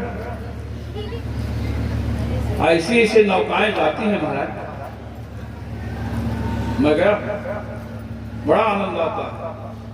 और वो नौका अगर फट जाए, टूट जाए, तो बड़ी बड़ी मछलियां उनके मुंह में ही विश्रांति मिलेगी। समुद्र, सुदामा जी इधर से चले, उधर भगवान ने सोचा कि अब अपने मित्र को उतारना है, तो नाविक बन करके महाराज आता, नौका लगा दिया। सुदामा जी पहुंचे, गए भाई नाविक भाई आप हमको उतार दे तो मैं द्वारका पहुंच जाऊं। कहे हाँ हाँ क्यों नहीं उतार देंगे, आइए। सुदामा जी को नौका में बैठाए और उतारे, और उतारने के बाद उतराई नहीं, भाई उतारेंगे तो उतराई तो देनी पड़ेगी। तो सुदामा जी ने कहा कि हमारे पास कुछ देने लायक नहीं है। भगवान ने कहा संसार में ऐसा कोई प्राणी नहीं है जिसके पास कुछ ना हो, आपके पास भी कुछ तो होगा। सुदामा जी ने कहा हमारे पास जो है ना उसे आप लेना नहीं चाहोगे। नाविक के रूप में जो भगवान ने कहा कि हमको बहुत जरूरत है, आपके पास जो है वही दे दीजिए। अरे कहे कि उसका नाम सुनते ही नौका छोड़कर भाग जाओगे। भगवान ने मन ही मन में कहा कि उसी को लेने के लिए तो मैं नौका लेकर और नाविक बनकर के आया हूं, दीजिए आप। सुदामा जी ने कहा कि जन्म से दरिद्रता मेरे पास है, आप लेंगे। भगवान ने कहा कि बड़ी कृपा है, हमको बड़ी जरूरत है दरिद्रता की। ये जो दरिद्रा देवी है ना, एक मैथिल ब्राह्मण थे, उनको दरिद्रा देवी ने बड़ा परेशान किया महाराज। एक दिन उनकी पत्नी ने स्वप्न देखा कि पार्वती जी किसी ब्राह्मण को भोज में बुलाने वाली है। स्वप्न देख रही है, शंकर जी कहे ब्राह्मण को भोजन कराना है, और जो ब्राह्मण पहले मिल जाए उसी को खिलाना है। पत्नी ने कहा तो मैथिल ब्राह्मण को महाराज भगवान शिव की कृपा की इन्हीं को बुलाया गया भोजन कराने के लिए। तो महाराज जब पहुंचे कहां, कैलाश, बोलिए शंकर भगवान की जय हो। तो महाराज जब वहां पहुंचे तो पत्नी भी साथ में है, तो पूछे कि आप यहाँ सब गण बैठे, परिचय कराओ। सबका परिचय कराया। नंदीश्वर का परिचय कराया, भगवती पार्वती के वाहन शेर का परिचय कराया, चूहा का परिचय कराया, मोर का कराया। ब्राह्मण ने पूछे बकरी एक बंधी हुई है, ये कौन है? बकरी ये कौन है? बकरी के रूप में कौन है? शंकर जी ने कहा महाराज ये दरिद्रा देवी है, बकरी के रूप में हमारे यहाँ रहती हैं और यहीं से ये सबको जाकर के दुख देती है। ब्राह्मण ने कहा हो बहुत कष्ट दिया है हमको इसने। भोजन वोजन कर लिया, दक्षिणा देने के बाद शिव जी ने कहा कि आपको और कुछ चाहिए तो आप मांग सकते हैं। कह देंगे? कह हाँ देंगे, हाँ देंगे, हाँ ये बकरी हमको दे दीजिए। और महाराज दरिद्रा देवी ने जब देखा बकरी मांग रहे हैं तो महाराज बड़ी संकुचित हुई कि ये ब्राह्मण हमको बहुत मारेगा, क्योंकि समझ गया दरिद्रा देवी मैंने इसे बहुत कष्ट दिया। अब कष्ट तो कर्म के अनुसार ही मिलता है, करके आए। पत्नी से कहा कि इसको जितने पीटोगे उतने धन मिलेगा 1 महीने के बाद, और हम शंख जब तक बजावे तब तक पीटती रहो। उसने एक मुगरी जो मक्का को निकालते ना पीट पीट करके वैसे बनाकर रखी महाराज। और ब्राह्मण देवता वैसे तो 8 बजे शंख बजाते रहे, 6 बजे से दुलवाना शुरू कर दिया और पंडिताएं लेकर के उस बकरी को पीटना शुरू, चिल्ला रही है। 1 घंटा तक शंख बजा। दूसरे दिन भी यही हालत, और भोजन घास वास कुछ नहीं देना, कुछ नहीं। अंत में उस बकरी दरिद्रा देवी ने भगवान शिव का स्मरण किया कि जब मर जाएंगे तभी आप खबर लेंगे हमारी। शिव जी आए, कहे क्या बात है? कहे महाराज देखिए 2 घंटा मेरी कुटाई रोज होती है और ऐसी सी बात है तो क्या करें? अंत में शिव जी ने कहा कि भाई ब्राह्मण देवता है बकरी दो। कहे नहीं देंगे, 1 महीना के लिए लाया, नहीं 6 महीने के लिए आपने दिया है बकरी। दरिद्रा देवी ने कहा हमारे ब्राह्मणी सबको शिवलोक ले चलिए। तो ये चलेगा, हमको लेकर गए। इस प्रकार दरिद्रा देवी की कुटाई किया। तो महाराज सुदामा जी निर्धन हैं, भगवान ने इनकी दरिद्रता ले ली वहीं पर। अब आई और महाराज जब आते हैं तो आपने अन्य पदों को, नरोत्तम कवि का सबका आपने देखा, ये सुना ही है। भगवान श्री कृष्ण को जब समाचार मिला तो श्री रुक्मिणी जी के पास बैठे थे सिंहासन पर, और भगवान ने हा मित्र हा सके कहा करके दौड़े बनाए और ले करके गए। पैरों में बीमार फटी हुई सभी पत्नियां आ गई। 16,108 पत्नियां हैं। चरण प्रक्षालन किया, कुछ नाश्ता पानी कराया, फिर नहाने की व्यवस्था हुई। सुदामा जी गए जहां नहाना था, 16,108 घड़ा पानी रखा। सुदामा जी ने कहा किसी का अभिषेक होना है क्या? शंकर जी का? कहे नहीं शंकर जी का नहीं, आज तो आप का अभिषेक होगा। अरे कहे इतना जल? कहे एक पत्नी तो एक घड़ा लाई, वो तो 4 कह रहे थे, हमने एक कर दिया। अरे कहे महाराज मैं तो दुबला पतला ब्राह्मण हूं, मर जाऊंगा। अंत में भगवान ने थोड़ा थोड़ा जल निकाल करके 2 घड़ा जल जो है स्नान कराया। भगवान सुदामा जी का चरण दबाने लगे। भगवान तो ब्रह्मण्य देव है, ब्राह्मणों को अपना आराध्य मानते हैं। और सुदामा जी जो पुटकी बांध कर ले गए थे, कभी इधर छिपाते कभी इधर छिपाते, भगवान ने खींच ही लिया। जब खींचा तो सुदामा जी ने देखा, तो सुदामा जी तो जानते हैं ये तो लक्ष्मी पत्नी, तो सुदामा जी ने उसको छीनना चाहा। तो भगवान ले करके उसको, जिधर सभी रानियां थी भगवान की प्रतीक्षा कर रहे थे कि मित्र के पास गए आने वाले होंगे, वहीं पहुंचे। तो सुदामा जी भी पहुंच गए। सुदामा जी भी जब पहुंच गए तो रुक्मिणी जी ने कहा कि प्रभु चलिए सिंहासन पर विराजमान होइए, आपके भाई भी रहेंगे, हम लोग सत्संग का लाभ लेंगे। तो इतने बड़े विद्वान हैं, तपस्वी हैं, इनसे सत्संग का लाभ लेंगे। अब महाराज जब वहां गए तो भगवान ने उन चूड़ों को खोला। 4 प्रकार के चूड़े थे, 4 घर से मांग करके ले गए और एक मुट्ठी चूड़ा जो है अपने मुख में रखा। अब रुक्मिणी जी सब देख रहे हैं और सुदामा जी भी देख रहे हैं। लगता है कभी चूड़ा खाने को नहीं मिला भगवान को। जब दूसरा उठाए ना उसी समय रुक्मिणी जी ने हाथ पकड़ लिया, कहा नहीं अब आप नहीं खा सकते। तो भगवान ने कहा क्यों? इतने स्वादिष्ट हैं। अरे कहे इसमें क्या स्वाद है? इसमें कोई स्वाद नहीं। भगवान ने कहा कि रामा अवतार में सबरी माँ के वेर में जो स्वाद हमें मिला था वही स्वाद इसमें मिल रहा है सुदामा जी के चूड़े में। श्री रुक्मिणी जी ने कहा कि नहीं, आप दूसरा इसलिए नहीं खा सकते हैं कि चूड़ा कम है, थोड़ी मात्रा में है, और 16,108 आपकी रानियां हैं, उनके 10-10 बच्चे हैं, एक-एक बच्चियां हैं, बच्चों के बच्चे हैं, अगर एक-एक चूड़ा बांटेंगे तो भी कम पड़ सकता है, इसलिए प्रभु अब आप मत खाइए। श्री रुक्मिणी जी ने रोका, दूसरे ही हाथ में पकड़ लिया।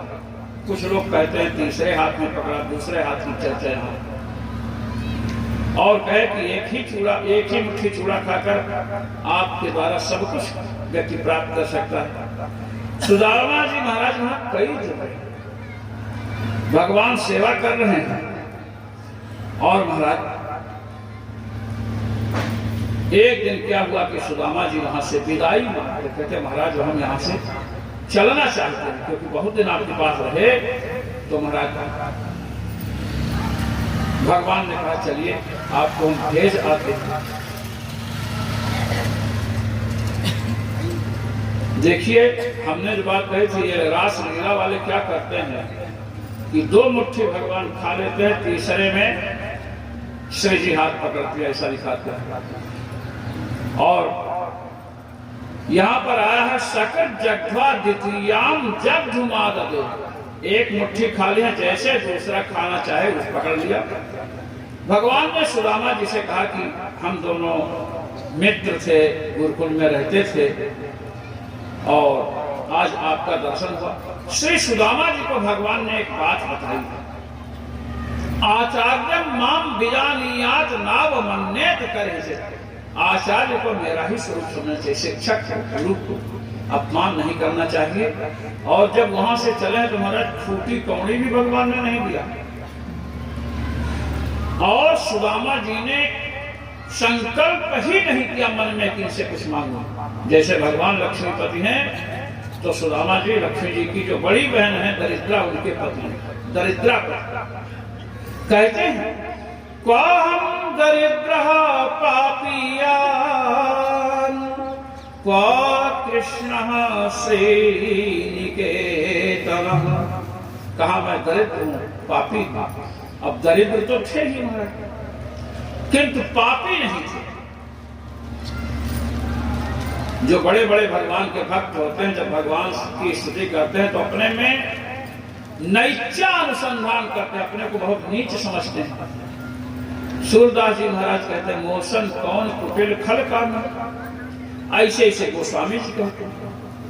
तो भक्तों के कहने की पद्धति, पापी तो नहीं है, भगवान का भजन करते हैं, किंतु दरिद्र हैं। दरिद्रा देवी लक्ष्मी जी की बड़ी बहन का नाम है। यदि ये लक्ष्मीपति हैं तो लक्ष्मी की बड़ी बहन दरिद्रा का स्वामी मैं हमें छोड़कर जाती है। वहां से चले तो कुछ नहीं दिया। और सुदामा जी सोच रहे हैं कि भगवान ने हमको धन नहीं दिया, क्यों नहीं दिया? इसलिए अधरोऽयं धनं प्राप्य माप्यन्नुच्चैर्नमामि स्मरेत्। सुदामा निर्धन है, इनको ये धन दे दूंगा तो धन के अभिमान में ये हमारा भजन स्मरण छोड़ देंगे, इसलिए भगवान ने नहीं दिया। सुदामा जी लौट करके आए तो जहाँ इनकी कुटिया थी, झोपड़ी, वहां देखा बड़ी बड़ी अट्टालिकाएं खड़ी हैं, कई कई मंजिल के भवन हैं। महाराज जब जाने लगे तो पत्नी ने दासियों को भेज करके पकड़वाया और आए, तब पता चला कि भगवान ने यहाँ क्या कर दिया। किंतु सुदामा जी अभी भी भिक्षा मांगते हैं। सुदामा जी ने कहा कि ब्राह्मणों का धन भिक्षा है, यदि तपस्या करनी है तो भिक्षान्न पर रहकर तपस्या करेंगे। महाराज तपस्या की अनेक पद्धतियां, भिक्षा लेकर तपस्या करें, गाय को जौ खिला दे, उसके पेट से जो जौ निकले उसको आटा बनवा करके खाकर तपस्या करें, अनेक प्रकार की विधि है। तो महाराज सुदामा जी भजन किए और जाकर के मुक्त हो। मैंने पिंडारक क्षेत्र की चर्चा आपके समक्ष की थी कि पिंडारक क्षेत्र में ऋषियों का अपमान किया सांब ने और अन्य लोगों ने, तो साप दिया था कि इसके पेट से ऐसी वस्तु प्रकट होगी जिससे तुम्हारे वंश का विनाश हो जाएगा। एरक घास के रूप में मूसल निकला था हमारे। अब क्या है कि उपद्रव हो रहे हैं द्वारकापुरी में, भगवान प्रभास क्षेत्र में ले जाना चाहते हैं, समस्त यदुवंशी तैयार हो गए। तो महाराज उद्धव जी आते हैं, भगवान के श्री चरणों में उपस्थित होते हैं और कहते हैं प्रभु आप यदुवंश का संहार करना चाहते हैं, इसलिए स्वधाम नय मामति, आप अपने धाम मुझे भी ले चलो। भगवान ने कहा उद्धव एक तुम ही हो जो मेरे ज्ञान को तुम धारण कर सकते हो। समस्त यदुवंशियों के विनाश का शाप ब्राह्मणों ने दिया है, किंतु इस शाप की गति मैं रोक लूंगा, तुम्हारे ऊपर प्रभाव नहीं डालेगा। शाप तुम मेरे ज्ञान को लेकर के संसार में विचरण करो। भगवान ने उद्धव जी को अनेक प्रकार का महाराज उपदेश दिया, ज्ञान योग, भक्ति योग, सांख्य योग। और भगवान ने कहा कि मनुष्य जन्म बड़ा दुर्लभ है, जो अपने लोग मनुष्य जन्म बने हैं ना, नृदेह माध्यम सुलभम सुदुर्लभम प्रवम सुकल्पम गुरुकर्णधारम मयानुकूलेन नभस्वतेरितम पुमान् भवाभ्यं न करेत् स आत्मा। कहते हैं मनुष्य देह बड़े अनुग्रह से मिलता है, भगवान के अनुग्रह से मिलता है, और यह एक प्रकार की नौका है, नाव है। गुरु ही इस नाव को खेने वाले कर्णधार हैं।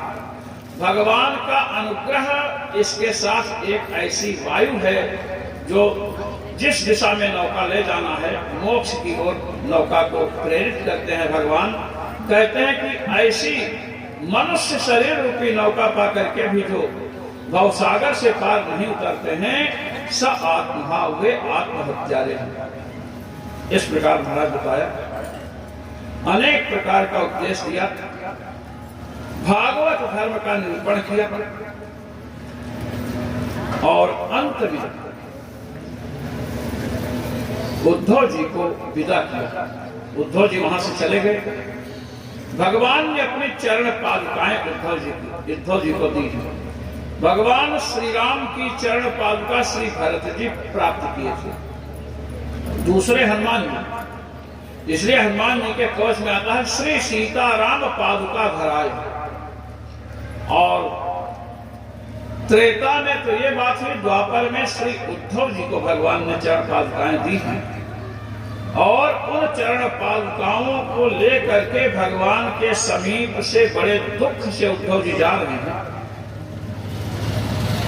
ये सब लोग प्रभास क्षेत्र पहुंचे महाराज, दान पुण्य हुआ, किंतु लोगों ने क्या किया कि वहां मदिरा पान किया।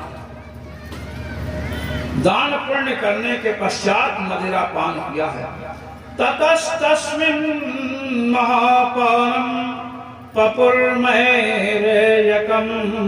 मधु दिष्ट विभ्रंसित धियो यत्र वैर्भ्रस्यते मतिः। मदिरा पान किया, मैरेक नाम की मदिरा, और इससे हुआ क्या कि सबकी बुद्धि विकृत हो गई। और महाराज बुद्धि जब विकृत होती है तो विवाद होता है, सब में विवाद होने लगा, आपस में लड़ने लगे। भगवान श्री कृष्ण और बलराम जी ने लोगों को रोका तो महाराज नहीं माना। चाचा भतीजे को, भतीजा चाचा को, पिता पुत्र को, पुत्र पिता को अस्त्रों से मार रहा। ये ब्राह्मण का शाप है। भगवान श्री कृष्ण बलराम ने जब रोका तो इन्हीं पर आक्रमण कर दिया महाराज, पुत्रों ने। तो ये लोग भी मारने लगे, अस्त्र शस्त्र सबके समाप्त हो गए, कुछ नहीं बचा। तो जो वहां पर एरक नाम की घास की मूसल से बनी थी, अब बताइए लोहे से घास उगती है? नहीं उगती है। ऋषियों का शाप है, लोहे के कण ही घास के रूप में महाराज बढ़ गए। अब उसी को पकड़ते हैं, हाथ से मारते हैं, वज्र जैसे लगती है, महाराज सब समाप्त हो गए। श्री बलराम जी ने समुद्र तट पर योग धारणा से अपने शरीर का त्याग किया, और भगवान एक पीपल वृक्ष के नीचे अपने एक चरण को दूसरे घुटने पर रख करके विश्राम कर रहे हैं। दारुक को बुलाया, और दारुक से कहा कि जा करके द्वारकापुरी में सबको सूचना दे दो और कह देना कि द्वारकापुरी को छोड़ करके लोग चले जाए, नहीं तो समुद्र डुबो देगा जब मैं नहीं जाऊंगा। दारुक बेचारा रोते रोते आया, क्या करें। भगवान श्री कृष्ण अपने एक घुटने पर दूसरे चरण को रखे हैं, चरण तलवे दिख रहे हैं। जरा नाम का एक पहलिया, उसने समझा कि ये हिरण का मुख है, उसने बाण का प्रहार किया। जो एरक घास थी उसी का एक टुकड़ा अपने बाण की नोक में लगा रखा। भगवान को लगा, जब समीप में आया तो महाराज रोने लगा, चरणों में गिरकर क्षमा मांगने लगा। भगवान ने कहा कोई बात नहीं, मेरी ही इच्छा से ऐसा हुआ। सब लोगों को यहाँ समाचार मिला और समाचार मिलने से वसुदेव जी ने, देवकी जी ने अपने महाराज प्राणों का परित्याग कर दिया। भगवान के गोलोक धाम का समय आया जाने का। महाराज ब्रह्मा जी, शंकर जी, देवराज इंद्र, समस्त देवता आए हैं वहां पर और भगवान का दर्शन कर रहे हैं। भगवान ने सबको देखा, सब पर दृष्टिपात किया। लोकाभिरामं स्वतमं धारणा ध्यान मंगलम योग धारणया ज्ञेया अदग्धा धामा विशत्स्वकम्। भगवान के कमनीय कलेवर दिव्य विग्रह का दर्शन लोगों ने किया। भगवान ने विचार किया कि हमारा श्री विग्रह सच्चिदानंद स्वरूप है, इसलिए एक स्वरूप से श्रीमद् भागवत महापुराण में प्रविष्ट हुए और दूसरे स्वरूप से भगवान ने नेत्र बंद कर लिया और महाराज अपने धाम चले गए। देवताओं ने वर्षा की, पुष्पों की। इस प्रकार भगवान श्री कृष्ण के परधाम गमन की चर्चा, इसके बाद हम 12 स्कंद में प्रविष्ट होते हैं। जो इन चरित्रों को सुनता है उसके समग्र पाप नष्ट हो जाते हैं और भगवान के चरित्र से जो शिक्षा मिलती है उसे अपने जीवन में उतारना चाहिए। कलयुग के राजवंश का वर्णन है, कलयुग में कैसे कैसे राजा होंगे। कहते हैं कलयुग में जो लोग जनेऊ धारण करेंगे उन्हीं को ब्राह्मण समझेंगे। संध्या बंदन गायत्री सब छूटने लगेगा। जो छल प्रपंच कपट करके पैसा इकट्ठा करना जानता होगा उसी को लोग समझदार समझेंगे। इस प्रकार श्री सुखदेव जी ने श्री परीक्षित जी को ये जब कथाएं सुनाई तो परीक्षित जी को कह रहे हैं कि हमने जो भी कथा आपको सुनाई है, बड़े बड़े राजाओं की कथा सुनाई है, ये केवल इसलिए सुनाई है कि जितने बड़े बड़े राजा हुए सब पृथ्वी को त्याग करके अकेले गए हैं।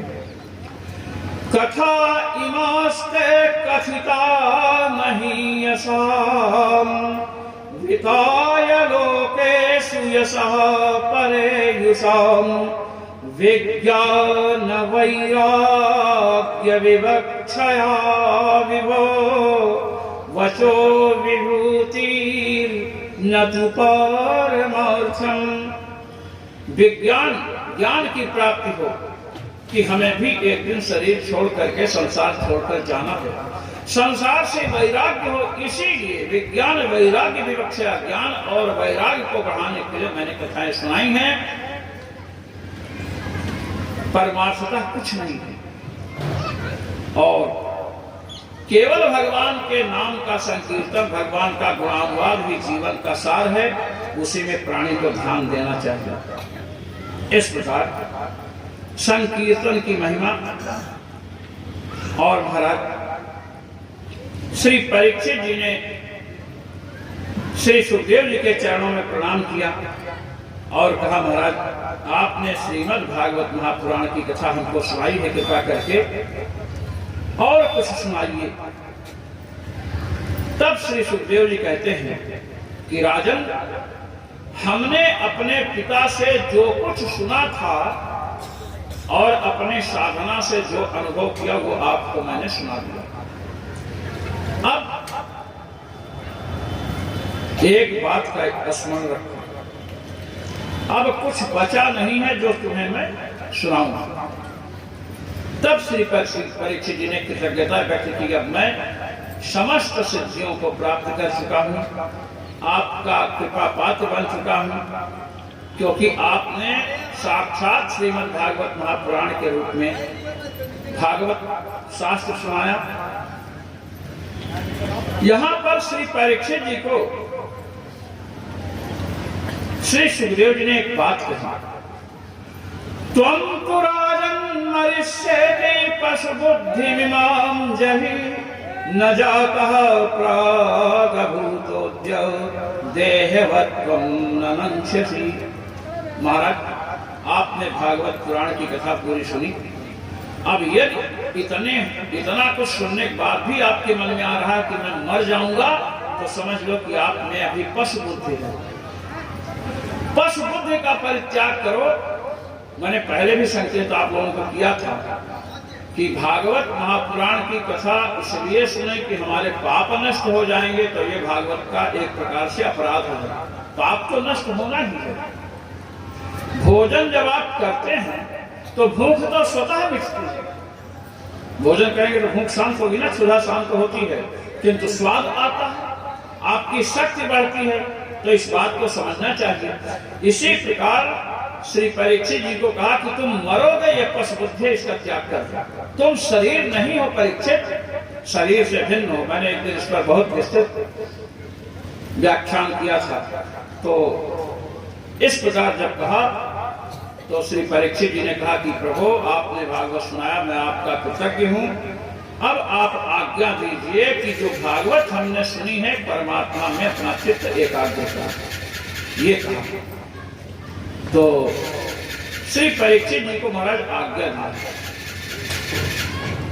और सुखदेव जी वहां से विदा होना चाहते। ये सुखदेव जी की विदाई का है। सुखदेव जी की विदाई होती तो आरती होती, लेकिन आप लोग ये समझ लें, मन में आरती कर लीजिए, समझे कि नहीं। बाद में जब आरती करवाइएगा तो सुखदेव जी की आरती अवश्य करवाइएगा। सुखदेव जी की आरती जगाम भिक्षवे शाकम नरदेवेन पूजिता। अन्य अनेक जो महात्मा थे उनके साथ श्री सुखदेव जी पदार्पण किए। बोलिए श्री शुकाचार्य जी महाराज की जय। सुखदेव जी गए। अब श्री परीक्षित जी महाराज भगवान का ध्यान कर रहे हैं। इधर तक्षक नाग चला परीक्षित जी को डसने के लिए। उधर से कश्यप नाम के एक ब्राह्मण है जो परीक्षित जी को बचाने के लिए आ रहे हैं।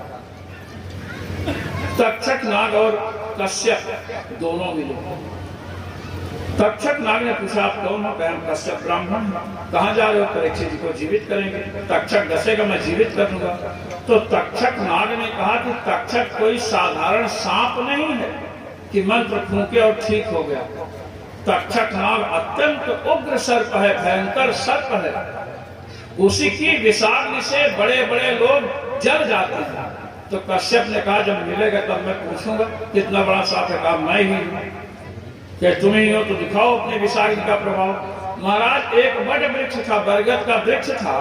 उस पर एक ब्रह्मचारी चढ़ करके लकड़ी काट रहा था कुल्हाड़ी से। एक तोता भी था उसमें। तक्षक ने फुंकार मारी तो महाराज वो हरा भरा जो वृक्ष था राख बन गया जल करके। कहा, देखे मेरे विष का प्रभाव। तो कश्यप ने कहा, विष का प्रभाव तो देखा, वो मंत्र का भी तुम देख लो। और मंत्र पढ़ा महाराज, हाथ में जल लेकर और उस राख पर छिड़क दिया तो पहले ही जैसे वृक्ष हरा भरा, ब्रह्मचारी कुल्हाड़ी से काट रहा है, तोता बोल रहा है। तक्षक ने सोचा, अगर ये ब्राह्मण पहुंच गया ना परीक्षित जी के पास तो मेरा काटना बेकार हो जाएगा। महाराज धन मन दे करके समझा बुझा करके कश्यप को लौटा दिया। तक्षक गया महाराज एक पुष्प के बीच में बैठ करके और महाराज परीक्षित को उसने काटा और महाराज परीक्षित का शरीर धू धू करके जल उठा। उसके पहले ही परीक्षित जी भगवत धाम की ओर यात्रा कर चुके थे। जन्मेजय जी को पता चला तो महाराज सर्प सत्र का अनुष्ठान किया। अब जितने सांप हैं, बड़े बड़े सांप यज्ञ कुंड में आकर गिरते हैं। तक्षक देवराज इंद्र के पास गया, रक्षा करो, सिंहासन में लिपट गया। जन्मेजय ने ब्राह्मणों से कहा कि ये तक्षक अभी तक नहीं आया। क्या इंद्र के सिंहासन में लिपटा हुआ, इसलिए नहीं आया। क्या सिंहासन के सहित स्वाहा करना। अब महाराज वेद मंत्रों का उच्चारण हुआ, सिंहासन हिला। अंत में आस्तिक नाम के ऋषि आते हैं। श्रीमद् भागवत महापुराण में आया है कि देवगुरु बृहस्पति आकर के यज्ञ को बंद करवाते हैं। श्री महाभारत के अनुसार आस्तिक नाम के ऋषि आते हैं और उन्होंने सर्प सत्र को बंद करवाया। जनमेजय को समझाया कि महाराज, कोई सर्प के काटने से मरता है, कोई बिच्छू के डंक मारने से, कोई रोग से मरता है, कोई किसी प्रकार मरता है। सब प्रारब्ध का खेल है। जिस प्रकार से मृत्यु लिखी है वैसी होगी ही। इसमें न तक्षक का दोष है, न बिच्छू का दोष है। इस प्रकार समझा करके महाराज सर्प सत्र को बंद किया। अब आगे हम चलते हैं। मार्कंडेय जी का चरित्र है। मार्कंडेय जी के चरित्र को हम प्रणाम करते हैं।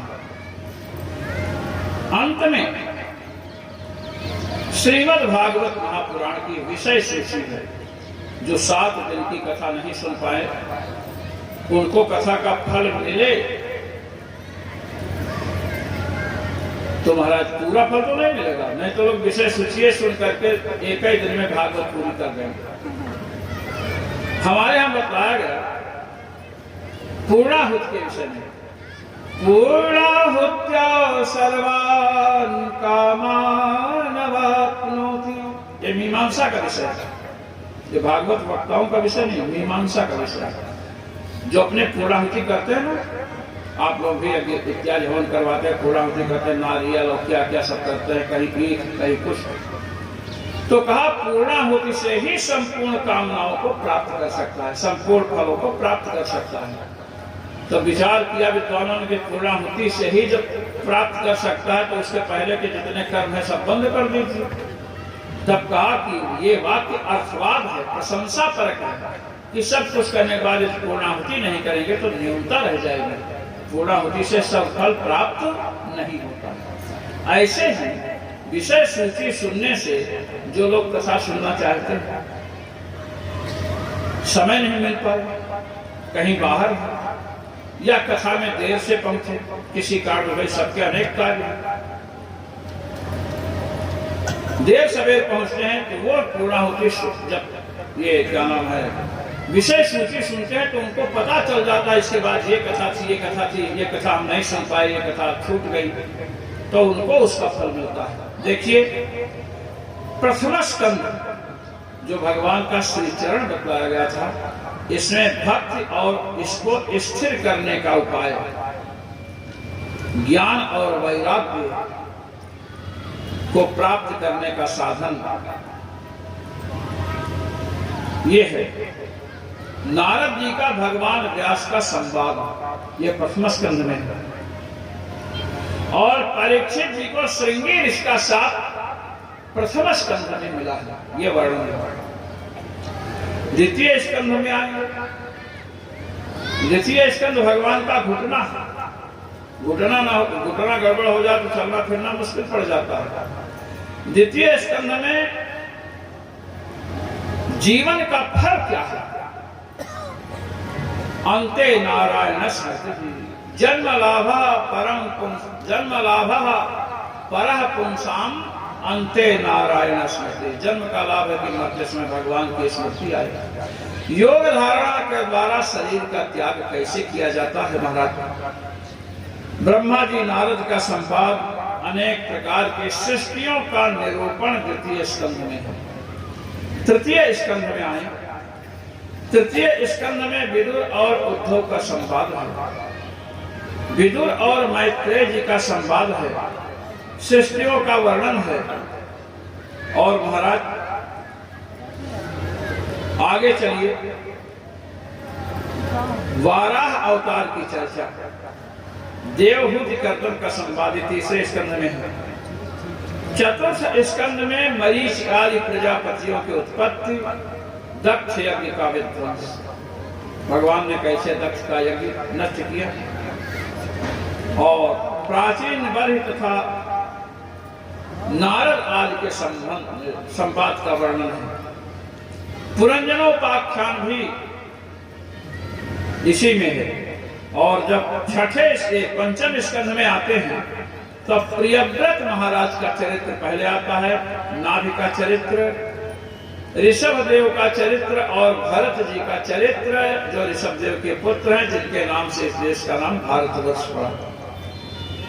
द्वीपों का वर्ष है, द्वीपों का निरूपण, वर्षों का निरूपण, 9 वर्ष 7 द्वीप।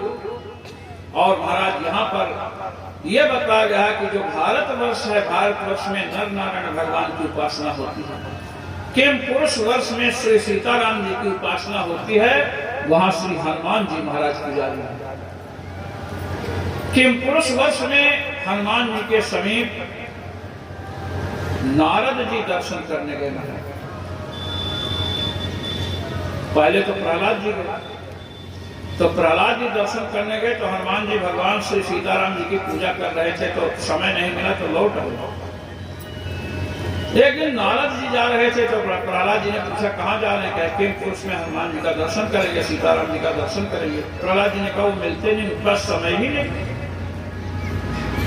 नारद जी ने कहा कि समय नहीं है तो समय निकालेंगे। अरे कहे कि नहीं निकालते हैं हनुमान जी समय, कहे हम तो दर्शन किए बिना लौटेंगे नहीं, समय निकालना पड़ेगा हनुमान जी को। प्रहलाद जी ने कहा चलो हम भी चलते हैं, देखते कैसे निकलवाते हैं। अब नारद जी महाराज जब वहां पहुंचे तो हनुमान जी महाराज श्री सीताराम जी की पूजा करते। बोले श्री सीतारामचंद्र भगवान की जय, श्री हनुमान जी महाराज की जय। नारद जी पहुंचे तो देखे दत्त चित्त है, समाधिस्थ है हनुमान जी पूजा में। तो नारद जी ने जानते हैं क्या किया? हल्ला गुल्ला कुछ नहीं मचाया, बस कहा श्री रामचंद्र विष्णु भो जानकी सो। हे श्री राम, हे भगवान विष्णु, हे जानकी पद। जैसे महाराज भगवान का नाम लिया, हनुमान जी सेवा छोड़ करके उछल करके आए और नारद जी को गले लगे। सनातन गोस्वामी पाद ने इस उपाख्यान का वर्णन किया। तो प्रहलाद जी ने कहा कि मुझे यह पता नहीं था कि हनुमान जी नाम संकीर्तन के इतने प्रेमी हैं कि पूजा छोड़ करके पहुंचते हैं। तो महाराज किम पुरुष वर्ष में श्री सीताराम जी की पूजा होती है और नाम संकीर्तन का बड़ा महत्व है। अब आइए 28 प्रकार के नरकों का वर्णन पंचम स्कंध में है। भूगोल खगोल का वर्णन। छठा स्कंध भगवान का हृदय है, इसे पोषण स्कंध भी कहते हैं। इसमें अजामिलोपाख्यान है। एक साधक जो अपने वेद रूपी ज्ञान से, अपने आचार विचार से समाज को मार्गदर्शन देता था, वह प्रारब्ध वशात पतित हो जाता है और उस साधक का उद्धार भगवान के नामाभास से होता है। नाम से नहीं, केवल नाम तो पुत्र का ले रहा है, नारायण पुत्र का नाम है, उससे यमदूतों से रक्षा हुई। छठे स्कंध से यह बताया गया कि भगवान के नामाभास से जब हम यमपाश से बच सकते हैं, यदि हम समय निकाल करके प्रेम से भगवान का नाम जप करें तो यमराज हमारा बाल भी बाका नहीं कर सकता। ये बात छठे स्कंध से बताई गई। सप्तम स्कंध में जब हम चलते हैं, यह ऊते स्कंध है। हिरण्यकश्यप के पुत्र प्रहलाद का इसमें चरित्र वर्णन है। इस स्कंध से बताया गया कि जो भगवान के भक्तों का, महापुरुषों का अपराध करते हैं, वे भगवान के विरोधी हो जाते हैं, भगवान से द्वेष भावना करने लगते हैं। जैसे जय विजय ने संकालिकों का अपमान किया तो महाराज भगवान के पार्षद होते हुए भी भगवान के विरोधी हो गए। हिरण्याक्ष हिरण्यकश्यप बने, विरोध किए। रावण कुंभकर्ण बने, विरोध किए। शिशुपाल दंतवक्त बने, विरोध किए। इसलिए भगवान के भक्तों के प्रति विरुद्ध आचरण नहीं करना चाहिए। और प्रहलाद जी पर नारद जी की कृपा हुई तो हिरण्यकश्यप के वीर से उत्पन्न होने पर भी भगवान के भक्त हो गए। इसके बाद हम अष्टम स्कंध में आते हैं। उसमें गजेंद्र मोक्ष का वर्णन है। गजेंद्र पशु है। यह बताया गया कि चाहे पशु हो, चाहे पक्षी हो, चाहे मनुष्य हो, चाहे देवता हो, किसी भी योनि में रहने वाला प्राणी हो, यदि भगवान की शरण में जाता है तो भगवान उसकी रक्षा करते हैं। दूसरी बात, गजेंद्र से पहले भगवान ने उसका चरण पकड़ने वाले ग्राह की रक्षा की है, ग्राह को अपने धाम भेजा है। इससे यह शिक्षा दी गई कि यदि भक्तों का चरण कोई पकड़ता है तो उसका उद्धार भक्त के उद्धार से पहले होता है। यह अष्टम स्कंध, नवम स्कंध में राजवंशों का वर्णन है। सूर्यवंश, चंद्रवंश और महाराज अम्बरीश जी का चरित्र है, भगवान श्री राम का चरित्र है, चंद्रवंश इत्यादि का वर्णन, और अंत में यदुवंश का विस्तार है। जब 10वें स्कंध में हम आते हैं, ये आश्रय स्कंध है। इसमें महाराज अनेक प्रकार से भगवान के अवतार का वर्णन। सबसे पहले श्री कृष्णावतार, भगवान की विविध लीलाओं का वर्णन है। गोपी गीत, गोवर्धन धारण, कालिया नाग को भगवान ने कैसे नाथा, कैसे रास लीला की, ये सब जितने चरित्र हैं भगवान के सब 10वें स्कंध में हैं। भगवान द्वारकापुरी को कैसे बसाए, और महाराज सुदामा जी का सम्मान भगवान ने कैसे किया। भगवान की द्वारिका में एक नील सेना थी, 3,88,00,000 महाराज शिक्षक थे। अब आप समझो कि शिक्षा कितनी उन्नत थी और सैन्य शक्ति कितनी बलवती थी। 11वें स्कंध में यदुवंश को ऋषियों से शाप कैसे मिला है महाराज, और वसुदेव जी को नारद जी के द्वारा तत्व ज्ञान मिला, महाराज निमि को 9 योगीश्वरों के द्वारा तत्व ज्ञान मिला। और इसमें एक कथा मुझे करनी थी लेकिन बहुत समय हो गया। दत्तात्रेय जी के 24 गुरुओं की चर्चा यहाँ है। दत्तात्रेय जी के 24 गुरु थे, जैसे भूमि है, जल है, अग्नि है, इन सबसे उन्होंने शिक्षा ली। भूमि से शिक्षा ली। भूमि पर आप गड्ढा खोदते हैं ना, भूमि कुछ कहती है नहीं। साधक के ऊपर कोई कितना ही व्यंग्य आक्षेप क्यों न करे, साधक को चुप रहना चाहिए। जल में कोई वस्तु आकर मिलती है फिर बह जाती है, जल निर्मल रहता है। और ये एक जगह जल रुक गया तो जल में बैक्टीरिया फैल जाते हैं, फैलते हैं ना। साधक एक ही जगह रुक जाए, हमेशा वहीं रहना शुरू करे तो उसमें दोष आ सकते हैं। अग्नि में कुछ भी पड़े सबको जलाकर भस्म कर देती है। ऐसे ही साधक के पास कोई दोष आवे तो उसको नष्ट कर देता है। हिरण महाराज संगीत सुनकर के फंस जाता है। साधक को फिल्मी गीत नहीं सुनना चाहिए। हाथी को देखे महाराज, हाथी को फंसाते हैं, दूसरे हाथी को गड्ढे में, मैंने नीचे गड्ढा खोद दिया, ऊपर से घास फूस और लकड़ी का हाथी बना दिया, हाथी फंस जाता है स्पर्श सुख के कारण। साधक को स्पर्श सुख से बचना चाहिए। और आप देखिए मधुमक्खी को आपने देखा, मधुमक्खियां मधु एकत्र करती हैं और दूसरा ही आकर के ले जाता है। इसलिए संग्रह तो करो, किंतु संग्रह करते हुए जब नोट की गड्डी आवे ना तो नीचे वाली खिसकाते भी रहो, नहीं तो उसको चूहे खा जाएंगे। आजकल तो बड़ी व्यवस्था। महाराज हमने लोहार से शिक्षा ली। यदु जी को कह रहे हैं अपने दत्तात्रेय भगवान की, आपने कैसे शिक्षा ली? हमने ये शिक्षा ली कि वो बाण बना रहा था, सेना निकल गई और पता ही नहीं चला।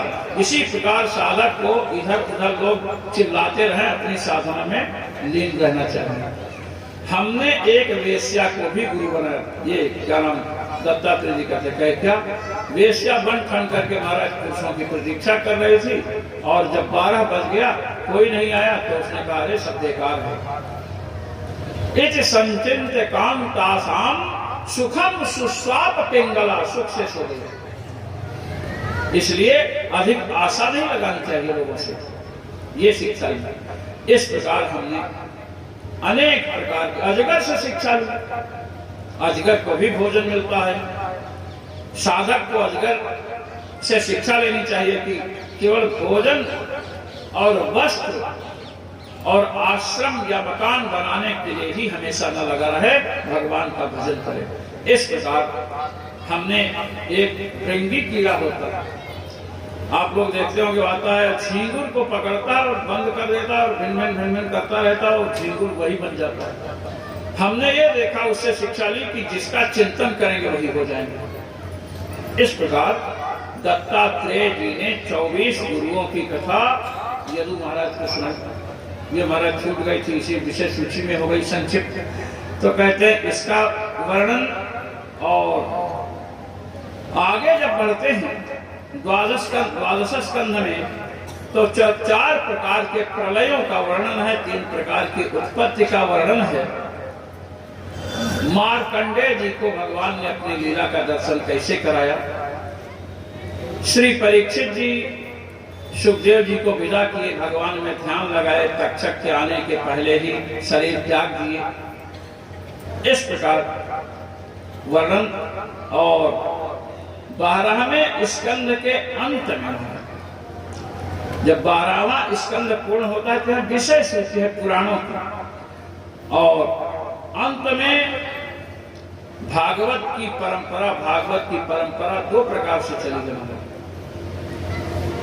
एक तो भगवान नारायण ने ब्रह्मा जी को दिया, और ब्रह्मा जी ने नारद जी ने श्री व्यास जी को दिया, व्यास जी ने श्री सुखदेव जी को। व्यास जी ने तो 18,000 श्लोकों की रचना की। संकर्षण भगवान से भी भागवत की परंपरा है। तो यहाँ पर सूत जी जो बैठे हुए हैं, ये कहते कस्मै एन विभासितो यमतुलो ज्ञान प्रदीपः पुरा। कहते कस्मै का ब्रह्मा जी को कहते हैं, वैसे काय होना चाहिए कस्मै। चलिए, ब्रह्मा जी से ये परंपरा प्राप्त हुई। ब्रह्मा जी ने नारद जी को सुनाया, नारद जी ने किसको सुनाया? व्यास जी को, और व्यास जी ने श्री सुखदेव जी को सुनाया।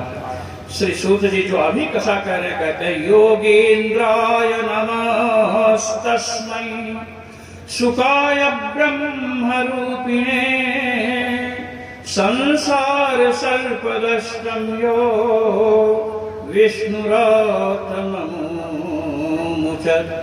कहते हैं योगेंद्र महायोगेश्वर श्री सुखदेव जी को नमस्कार है, जिन्होंने परीक्षित जी को कथा सुनाई। तक्षक नाग ने डस दिया था, इसलिए कथा सुनाना था, ऐसी बात नहीं है। संसार सर्प दष्टम योग, संसार रूपी महासर्प प्रत्येक प्राणी को डसता है। संसार रूपी सर्प से छुड़ाने के लिए कथा सुनाई कि पुनः संसार में न आना पड़े। अंत में भागवत का सार क्या है?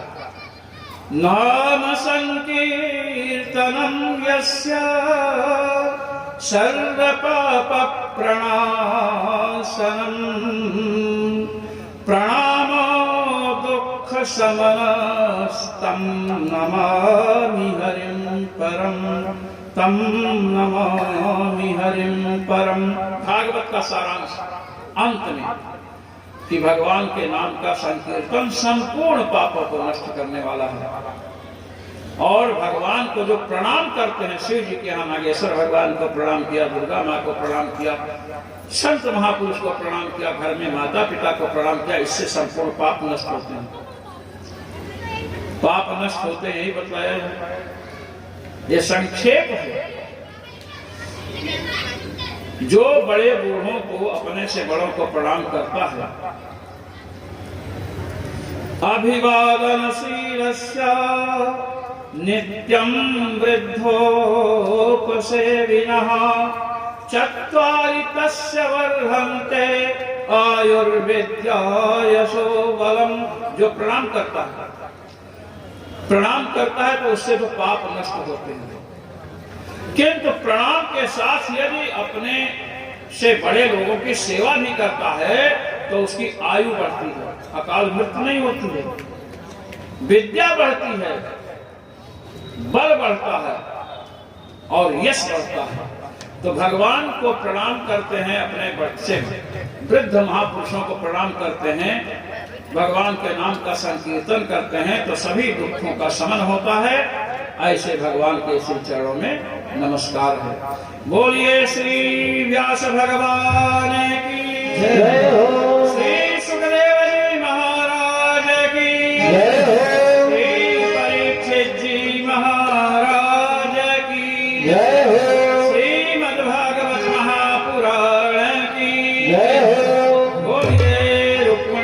कृष्ण भगवान की जय हो। श्री शंकर भगवान की जय हो। श्री हनुमान जी महाराज की जय हो।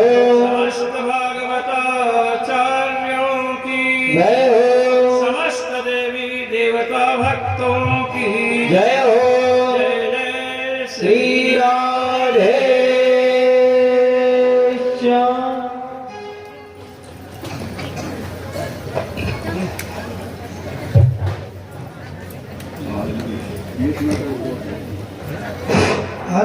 हाँ, सभी लोगों से विनम्र अनुरोध है कि जिस तरह से आपने 7 दिन और अपने जीवन को धन्य किया,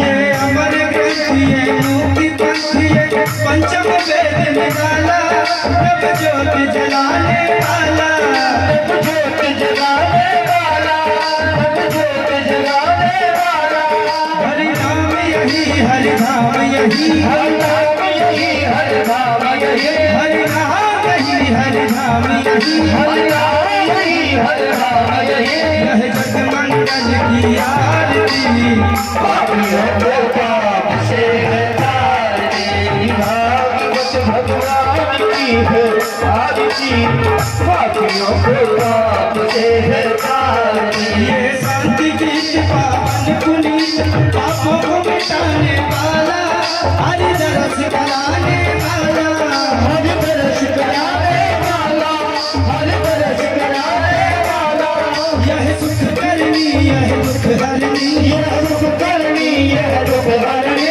यह सुख करनी यह दुख हरनी यह सुख करनी यह दुख हरनी श्री मधुसूदन की आरती पापियों को पाप से हटाती भागवत भगवान की है आरती पापियों को पाप से हटाती मधुर बोल जग पंथ खोलो सतमार्ग दिखाने वाला बिगड़ी को बनाने वाला बिगड़ी को बनाने वाला बिगड़ी को बनाने वाला श्री राम यही घनश्याम यही श्री राम यही घनश्याम यही श्री राम यही घनश्याम यही श्री राम यही घनश्याम यही यह प्रभु महिमा की आरती पापियों को पाप से हटाती श्री भागवत भगवान की है आरती पापियों को पाप से हटाती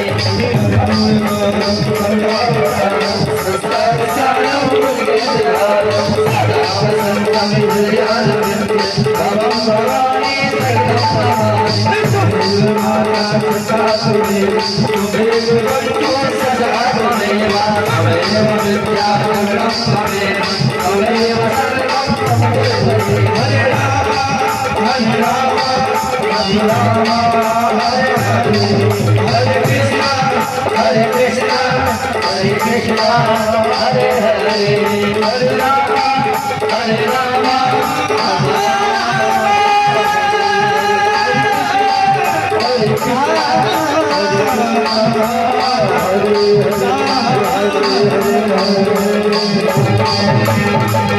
बोली भागवत भगवान की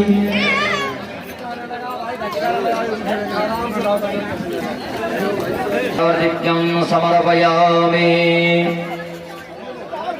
अग्निशीतलीकरणम् ॐ द्यौः शान्तिरन्तरिक्षगुं शान्तिः पृथिवी शान्तिरापः शान्तिरोषधयः शान्तिः वनस्पतयः शान्तिर्विश्वे देवाः शान्तिर्ब्रह्म शान्तिः सर्वज्ञो शान्तिः शान्तिरेव शान्तिः सा वा शान्तिरेधि देवाभिवन्दनाम् आत्माभिवन्दनाम् आशीषोद्धरणाम् आराधिक्यं नत्वा तदनन्तरं मन्त्रपुष्पाञ्जलिर्विधीयः अक्षतपुष्पण्यादाय ॐ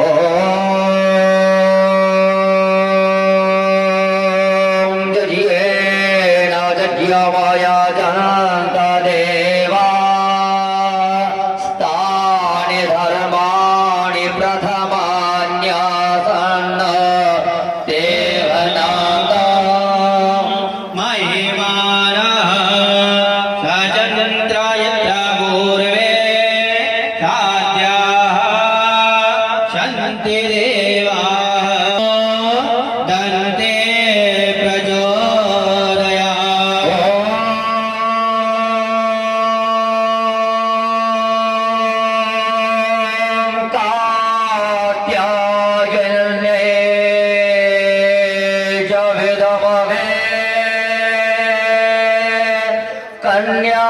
कन्याकुमारी च धीमहि तन्नो गौरी प्रचोदयात्।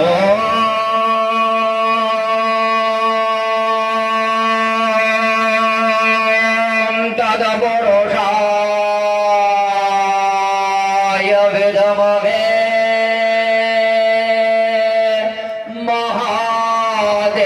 महादेवाय धीमहि तन्नो रुद्र प्रचोदयात्।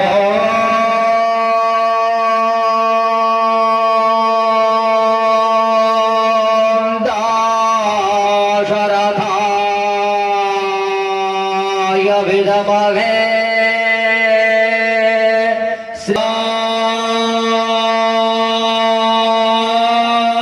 राधा प्रचोदयात्।